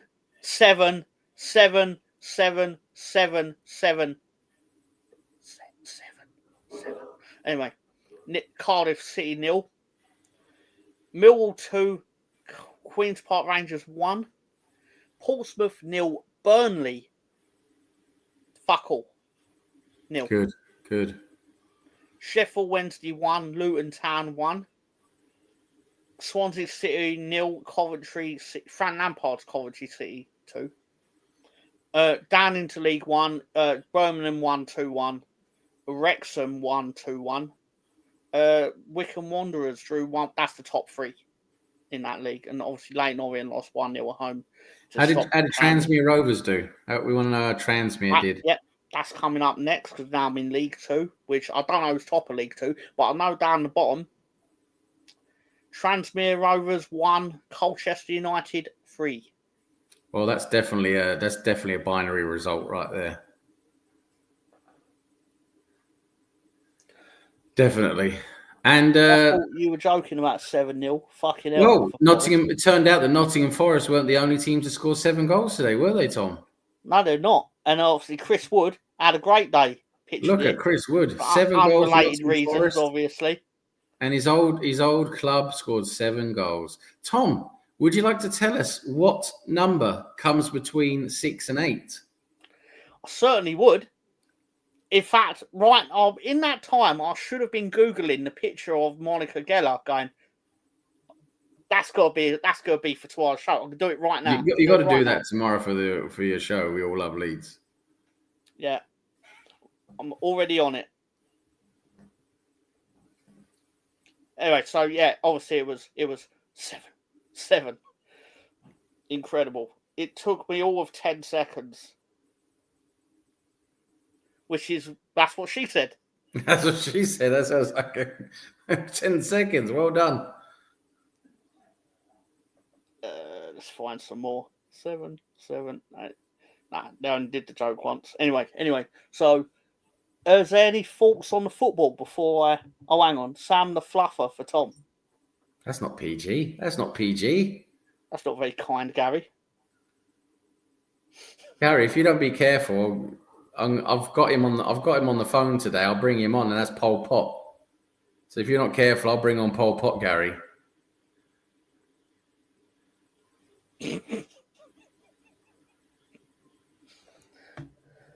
I mean, sit up, man. Oops.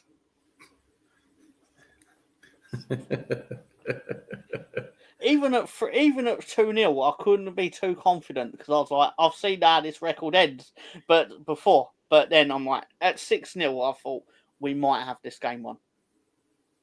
Exactly. Rosie's having a lovely old time in the road trip chat.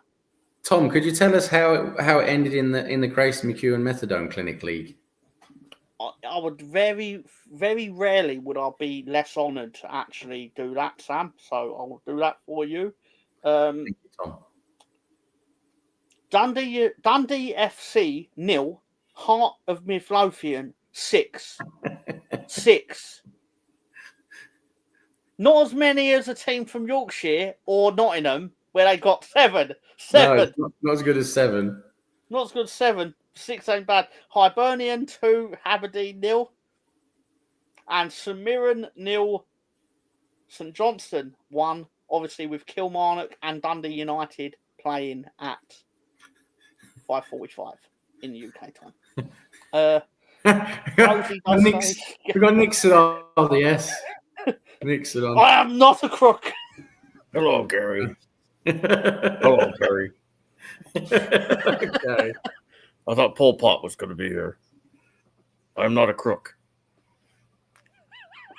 I'm not a crook. I know what's coming. So Richard, can I call you Richard? Because I'm not from America, so you're not my president. But that's fine. That's not even really a political statement. You're factually not my president. But how you doing, Richard? Welcome to the road trip. Thank you for having me. Thank you. How's everybody doing today? I've had much worse Saturday afternoons. I heard Leeds scored 7 today. 7. Sorry, I can't help it. Anytime I hear that now, I'm gonna do the thing. I just want to say I'm not a crook. I would never say that you are. Even if just because if the president does it, it's not illegal. Hello. Oh, look who it is. Hello, Anders. How you doing, mate? In all seriousness. Hello, Richard. Hello, Tom. You're happy with the game, Anders, in all seriousness. But look, we've been joined by Richard Nixon and Pol Pot. Christmas Pol Pot, sorry. I think we have a mutual enemy in Vietnam. Oh, Vietnam bad, very bad. No good. Vietnam bad. Vietnam bad. Richard, how would you? Well, I just wanted to say I'm doing well, but I'm not a crook either. I really like what you do. Watergate, very, very good. I have no idea what you're talking about.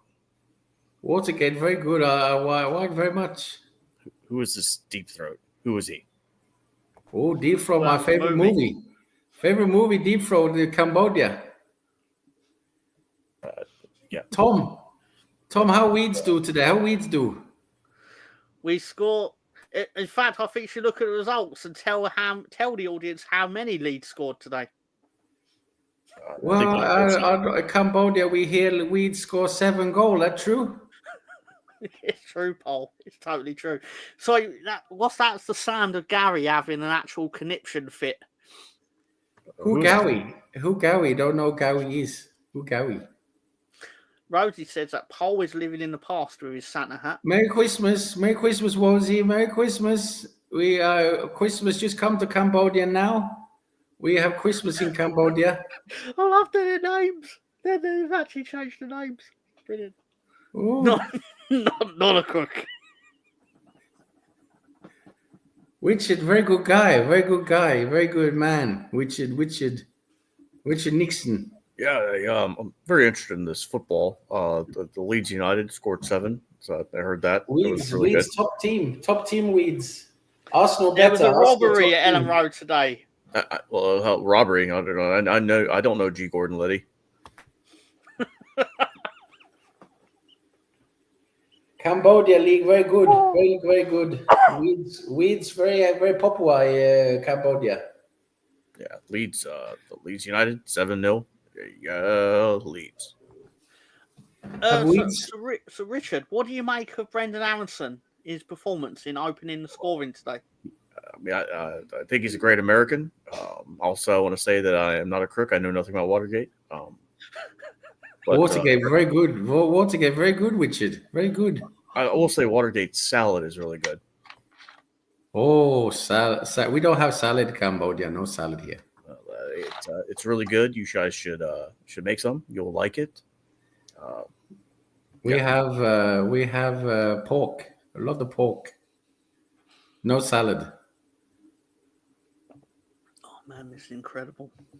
I can't believe I'm experiencing this. And the best part is Spencer, and I know you don't know who Spencer is, Richard, of course. No idea. Because of course I understood. But I can't believe he's also getting in on the bullshittery. Well, I've been dead for a long time, and I figured I'd come back and hang out with the road trip. And I heard Pol Pot was going to be here, so you never miss an opportunity to negotiate with your enemies. Yes, well, I heard Richard was doing well, and I thought, because I'm dead too, I thought, yeah, we can meet. We can talk about weeds. We can talk about Watergate. We can talk about Deep Throat, my favorite movie. We can talk about Vietnam. We can talk about Korea, China. We hate China. We hate China, yeah. Yeah, they're not very good. I don't like the Soviets either. China bad. Very bad. Anything we can do to expand NATO, we'll do. Yes, good idea, Richard. We don't like China. Tom, what do you think of China? Tom, you like China, Tom? Am I allowed to like China, Paul? Well, I heard that this Tom guy likes Chinese food, so I don't know if that counts. I see you like Chinese food. That's not good, Tom. We can't. That's no good for Cambodia. Should I eat Cambodian cuisine? Yes, we have very good pork. I would avoid it. Very great pork. Some chicken. We have some Worcester. We have very good alligator. Right. Okay. We've got a question in from a regular viewer named Rosie who wants to know, Paul, Richard, what are your favourite X-Men characters? X-Men. We don't have X-Men here in Cambodia. Comic is banned. Comic is not good. What you're buying. Oh. Richard, what do you make of the art medium of comics? Well, since it was created in 1963, and I've been president during that time. I'm not a crook. There's rumor has it that's why they broke into Watergate to find X-Men comics. I can't confirm that or deny that. You have to ask G. Gordon Liddy. But I'll say this: Cyclops is my probably my favorite X-Men. Because he can like Agent Orange. Too soon? No. Oh, Agent Orange. Not. Never too Agent soon. Orange, the best agent. Agent Orange. Okay, so I'm going to end this purely because of the time and the fact that we'll be back in about 5 hours, in all seriousness. And obviously, I'm afraid that Rosie's already too busy writing more questions, which I will undoubtedly ask you because I'll want to know the answers. So I'm going to say good night to Spencer's disappeared. So I don't know what's Richard, Mr. President's disappeared. Yes, they come to him for Watergate. Pol Pot, was winning BGT your greatest achievement? Yes, Paul. Yes, Britain Got Talent were great, absolutely brilliant. I sing my favorite song. I sing my favorite song called "We Didn't Start the Fire" by Billy Joel. Very, very good song. I like that. I like that. Yes, we didn't start the fire. It was the world was turning. I can't remember now. It was a long time ago. But Billy Joel, good man. I meet him 3 times. He played Cambodia 2 times. Yes, very good. Okay. So, Paul, Yeah, I'm back. Thank you for coming on. Sorry, Spencer. I'm back. I got taken over for somehow. Hi, Spencer. Hi, hello. When did Pol Pot join us? Gary, your channel has been looked after well. I came here to we had Richard Nixon on, my favorite president. There you go. All right. Well, that was interesting. Very good. Very exciting stuff. But you will see us again later this evening if they choose to turn up, Spencer or Richard, of course. With where we'll basically be covering the Royal Rumble event tonight from 11 p.m. But for argument's sake, I'm going to start going live at 10:30 p.m. UK time because why not? Other than that, so please follow along at Mr. Tom Talks Wrestling, the show where Mr. Tom talks about Cambodia, because why wouldn't you talk about Cambodia, Paul? Fantastic country. Come visit. I want to say thank you for your time to Spencer, to Richard, to Sam, and to Pol Pot, of course. Thank you everyone. I really do appreciate that. Thank you again to Gary for allowing us I'm sure he won't allow us anymore after this end of the show, but thank you to allowing us the opportunity to have some fun on a Saturday afternoon. I really do appreciate that. Follow Gary in all of his endeavours, because then it basically means you'll be following us in our endeavours on Saturdays. So makes sense. Other than that, I'm going to say have a good night. I hope to see you all at 10:30 UK time. Bye-bye. And obviously leads tomorrow, where Monica Geller's going to tell us how many goals Leeds scored this week. 7.